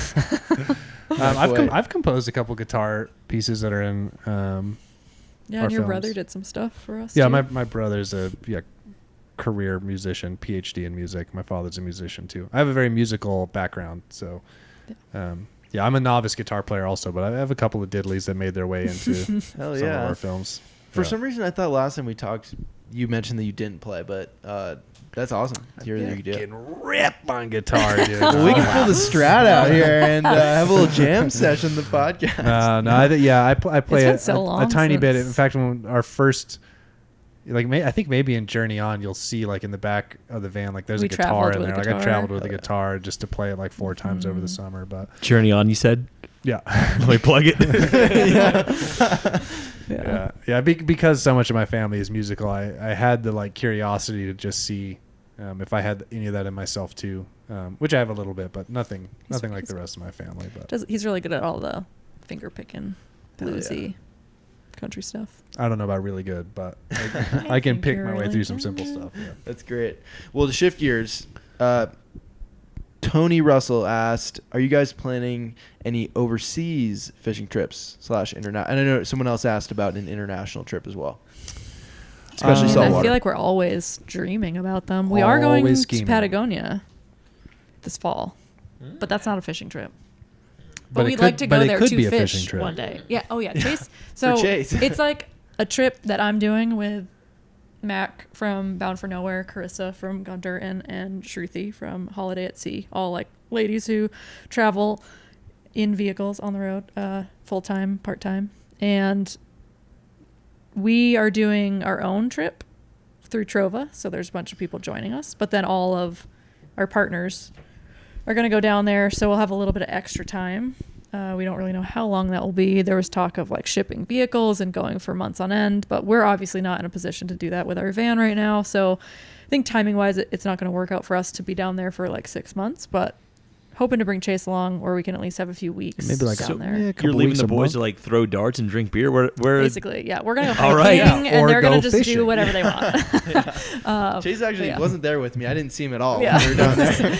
Yeah. Well, with all of them together, I'm sure they will get into plenty of trouble. Yeah.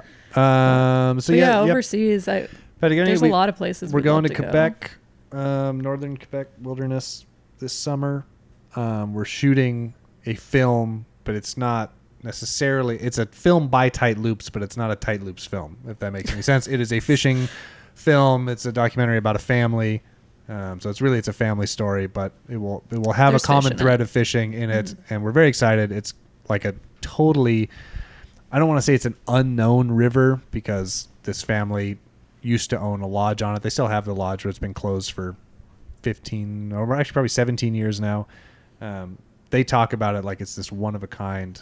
It's like a western walk and wade brook trout river in northern Quebec, Labrador area, of which anyone who's familiar with that area none of the rivers up there are like that. There are no walk and wade rivers up there. It's mostly fishing the inlets and outlets of big lakes from boats. So they talk about it like it's an incredibly special place. With you just have every brook trout is 3+ pounds, and you can have 150 fish days all on dry flies. You know, they talk about this place like it's some sort of absolute paradise, and no one's fished it for almost 20 years. And they're all going to return there together as a family to reopen this lodge going into the future, and we're going to document that. And we're going to have a week. Also, the way we have it scheduled for us Left to just to like our screw own off and do whatever we devices. want. So maybe there'll be a Tight Loops film involved in there. But anyway, we're I wouldn't documenting that film. process. I would just be fishing the whole time. There's like helicopters and float planes and fish and all the good stuff. So. Yeah, so that's a fun international trip that's coming up. You know, obviously, we always have like plans we want for international trips, but the last 2 years have been tough for international trips. But so yeah, Quebec this summer, Patagonia briefly in the fall. Maybe Mongolia. But Maybe- that's not us fishing either. That's us Maybe filming. Mongolia. It's another fishing film that we'll be documenting. So all this stuff people will be able to Lots see. of and things up in the air. Any saltwater in the works? No. nothing yet. We I mean, like barely fished in Baja. we barely fished in Baja. I caught one fish, but we only fished for We like need to go somewhere 40 minutes. tropical. We spearfished. It's more than I ever get. One. Yeah, we've been wanting to do something like you guys have recently done forever, and it gets thrown around occasionally. We're like sort of in talks with people, but like our summers always get so busy, and then our winters, Yeah, time just keeps. the last 2 Flying winters by. when we probably would have done that stuff. It's been COVID and no one's been going anywhere, and we've just I think been we'd gallivanting really- around Yeah. the Southwest. But Like we want to go out to Iceland. We really want to do Japan. All of these things could have fish involved. I will say tread lightly with saltwater. It's very addicting, as Yeah, I I've just bet. found out. Well, I've this wasn't my first saltwater trip, but right, first time bone fishing recently. Yeah. And it's just such a completely different game. Yeah. You know, we talk about it in the film and in the podcasts that we did, but it's very much hunting, and you know, where it's like you get your one shot or your Yeah. two shots, and you have to be spot on. yeah, And so there's like that, there's almost that like ancestral part of you, like the hunter gatherer in you. I feel like is still, it kind of like ignites that a little bit, Mhm. because you're out there and you're just scanning, you're looking and looking, Yeah. and it's sight fishing, and then you see it and you take your shot. So if That's you a- guys yeah. get the chance to, I think you would love it. Absolutely love it. People talk about how fly fishing keeps you present. That's like a whole other level of presence. Like Oh, yeah. super tunnel vision focused. Yeah. That was not the case fishing the stream up in the canyon out of town today. Let me tell you what, you got a lot of shots at those fish.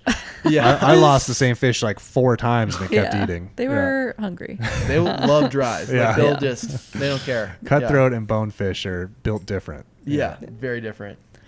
But I bet you people would love to see a Tight Loops saltwater trip. Yeah, it's only a matter of Film. time. Yeah. It's only a matter of time for sure. Yeah, so to answer the question, short form, yes, there are international things approaching. Exactly when or where, who knows? But yeah, we're too curious of people to be stuck stateside forever. It's definitely been, a couple of years stuck within the borders of the U.S. like a lot of people, but things are opening back up, and yeah, it won't be long. Yeah. Well, I guess there's a couple more questions, but we didn't get to a ton of them. I thought this one was What a are good you one. guys short on time? I think our answers were way too long. We actually talked about quite a bit of this throughout. This is a quick one before I get to the last one. But what is your current playlist? What's jamming in the van? Nothing usually because it's hot It's too and loud. there's no AC and the vans are loud and the windows need to be down. You can't hear anything. Oh my So God! most Hashtag people van life. will Buy a be van. Move into like it. really, and us as like music people, we mostly travel in silence because you can't hear anything. But there's always like a little outlaw country, and we listen to like a lot of Glass Animals. Yeah, Glass recently. Animals has been pretty hot for the last What year. a juxtaposition. Right. Yeah. So that's a lot of influence from Mackinac, Bound for Nowhere. That kind of got us introduced to Glass Animals, and I'd say really- Phoebe Bridgers has Phoebe been big on the Bridgers quite a bit. playlist. yeah. Always the outlaw country Occasional classics. K-pop. Outlaw country jams. is great. K-pop. Occasionally, Love it. that's some like Lindbergh and Carissa influence. We all of our friends are always playing playlists of mostly stuff that we don't listen to. But it's been really cool because you get to learn about new artists and hear new things, and they share playlists around. But mostly, if Chase and I are left to our own devices, it's probably going to be Outlaw Country. Yeah, I would say like the main playlist for me is the 5,000 songs I have to sit through to try and find the ones I want to use. Most of my music listening occurs within editing. Musicbag.com. Yeah, exactly. He takes the moments of silence when he can, I guess. But yeah, I think when I can recall like having moments to listen to music, I'm always listening to a lot of Townes Van Sant. Yeah. We Got Married to a Townes song. That was our first dance. Was to a Townes song. That's like always on the playlist. A lot of jams. That's good. Jams. Yeah. It's good Sturgill variety. Simpson. You got to have Yeah. a variety. Yeah, it's all over the place. Yeah. Like, We're punk fans of music. You know, country, when we were younger, pop, whatever. and full of piss and vinegar, I'm sure for Amy as a punk kid, I was really into metal when I was growing up. Yeah. They're very like elitist. I had I all these still opinions. have a whole record collection. Yeah, I had in all these storage. opinions about like what music was like acceptable to listen to and what wasn't acceptable to listen to. And as I've gotten older, I've just learned to appreciate everything. Yeah. I'd say I was always pretty opinionated, but I always had a weak spot for anything with like a good You can find good beat that I could dance to. Not too proud to dance. yeah, you can find the beauty in anything. Yeah, Taylor Swift is like usually Big on the Taylor Swift. playlist. Yeah. Yeah. A lot of Yeah, people you are surprised by that. Yeah, you can learn. You can see Taylor the beauty Swift and has learn to some appreciate jams. it. She has some Yeah, of jams. course. Mm-hmm. Yeah, if you don't like Taylor Swift, that's a you problem, buddy. All right. That's great. Yeah, we on the sailboat trip, Adam, his only artist and his favorite artist of all times is Jimmy Buffett. So Okay, Jimmy that's a Buffett, vibe. Dude, that tracks is so the vibe. hard. Doesn't I've, it? I've never met Adam, but that's so tracks. Doesn't from it? what Doesn't it kind of how I make perceive sense? Him. Yeah. you're like, Yeah. so many things make sense about you now, Adam. And he knows That's how to amazing. sail and all this. I'm like, Yeah. what? Where are you coming up with That's this? perfect. But we got our fair share of Jimmy Buffett. That's Yeah. for sure. Yep. Yeah, that was hilarious. So this last question from Charlie Ziens. I don't know his full name. Sorry, buddy. But would you guys ever do a collaboration video series with Wildfly? This is like the hot question. Because like, Really put us on the Yeah. spot. The climax of the podcast. Yeah, we already have, and it's coming out. No. Yeah, I mean, I think we've both talked about it. Yeah. Want to do it. It's mostly just a scheduling issue. I mean, we've talked ad nauseum about how busy we are with stuff, and I think Scotty and the gang are about twice as busy as we are. So just trying to get the schedules lined up, but hopefully in the next year. I mean, we've been talking about trying to get something on the books. So yes is the short answer to that. Yeah. Not only would we consider it, but we're doing it. It's just At some point. Yeah, Yeah. at some point, it's just a matter of getting the time. I think it'll be really cool whatever we end up doing, but it's I don't know, it's kind of challenging, again, kind of uncomfortable working with someone else, Right. yeah. trying to everyone's got figure their out own what that would look like style. and how our creativity, our creative minds would work together to make something. Like, Yeah. I'm curious how that would work. you Yeah, know? it'll be scary and exciting. I think it's tough, especially people who have built a career, I guess you could say, out of like essentially working by themselves. It's hard to figure out how to learn how to work again collaboratively. And obviously, like we collaborate in our works, but yeah, there's very much like we are the creators of our stuff as opposed to like a cog in a larger creative machine or whatever. So yeah, figuring out how to like take two separate things and meld them together is a challenge, but it'll be a fun challenge. Yeah. I think anyway. Yeah, I feel like we share a lot of the same values and same mindset about like our why. I feel like our why is very, very much the same. And so Yeah, I and think- plus, I don't know, we've like come up making stuff in this genre. At least I probably have some years on you in filmmaking just because I'm older. But in terms of like fly fishing filmmaking, we pretty much like started around the same time. I can't speak for you, but I know that like the work you've done has informed the work that we do. I'd like to think probably likewise. Yeah, absolutely. So yeah, we've kind of like come up together being inspired by each other already. So yeah, we're not like too far off. Yeah, which is a cool thing. I think a lot of people can think, oh, you're copying this person or that person, but I think you have to start somewhere when you're filming, right? And I think any artist, like, you take inspiration from all these different buckets. If I was just trying to make a Tight Loops film, you would see that. Like, it would be like, this dude. You'd still be trying to find songs. Yeah, yeah, exactly. The series would not be done. Exactly. I'd have tuberculosis. No, yeah, but I think taking inspiration is really cool, and seeing what sort of inspiration maybe you would take from, like, something that I wouldn't even think y'all would take from mine or whatever. It's cool. If you're not letting your friends or letting the world inspire you, you're doing it wrong for sure. Yeah, definitely. Well, Joe, do you have any closing questions? No, I really am genuinely stoked that you guys are here. I had a really good time. Thank you so much for coming through. Yeah, well, stoked to meet you, Joe. Us. Yeah, have a little Joe section of the podcast now. He just pops in. Yes. Well, actually, I do have one more question off the top of my head. You guys have caught a lot of fish. You've been to a lot of great places. Your most secret fishing spot? Gosh,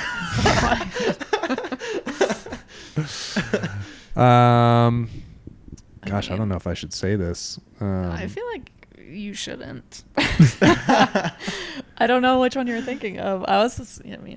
Most secret fishing spot. All right. Well, I do have this one spot in Montana. I do appreciate you guys coming on in such short notice and spending some time. Man, really appreciate you having us. This was really a lot of fun.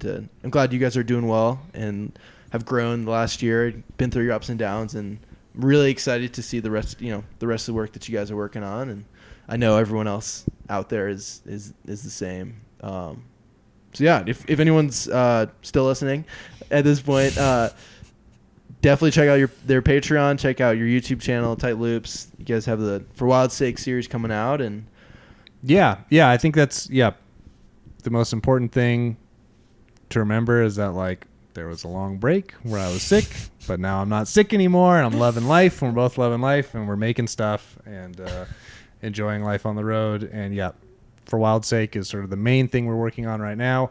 There's many, many, many more episodes still to come. Episode 6, I don't know when this is going to come out, but it's being released in a couple of days. It might be out already. Watch that episode. It's about Apache trout, and then go back and watch all the other episodes if you haven't seen them. Thanks so much for the opportunity. It's been a real pleasure watching this channel grow, watching you grow as a filmmaker, as an angler, and just a pleasure to be here and an honor to be here. Yeah, I appreciate it. Thanks, guys. Yeah, of course. And we'll see you guys all in the next episode. Bye-bye. Boom. Bye.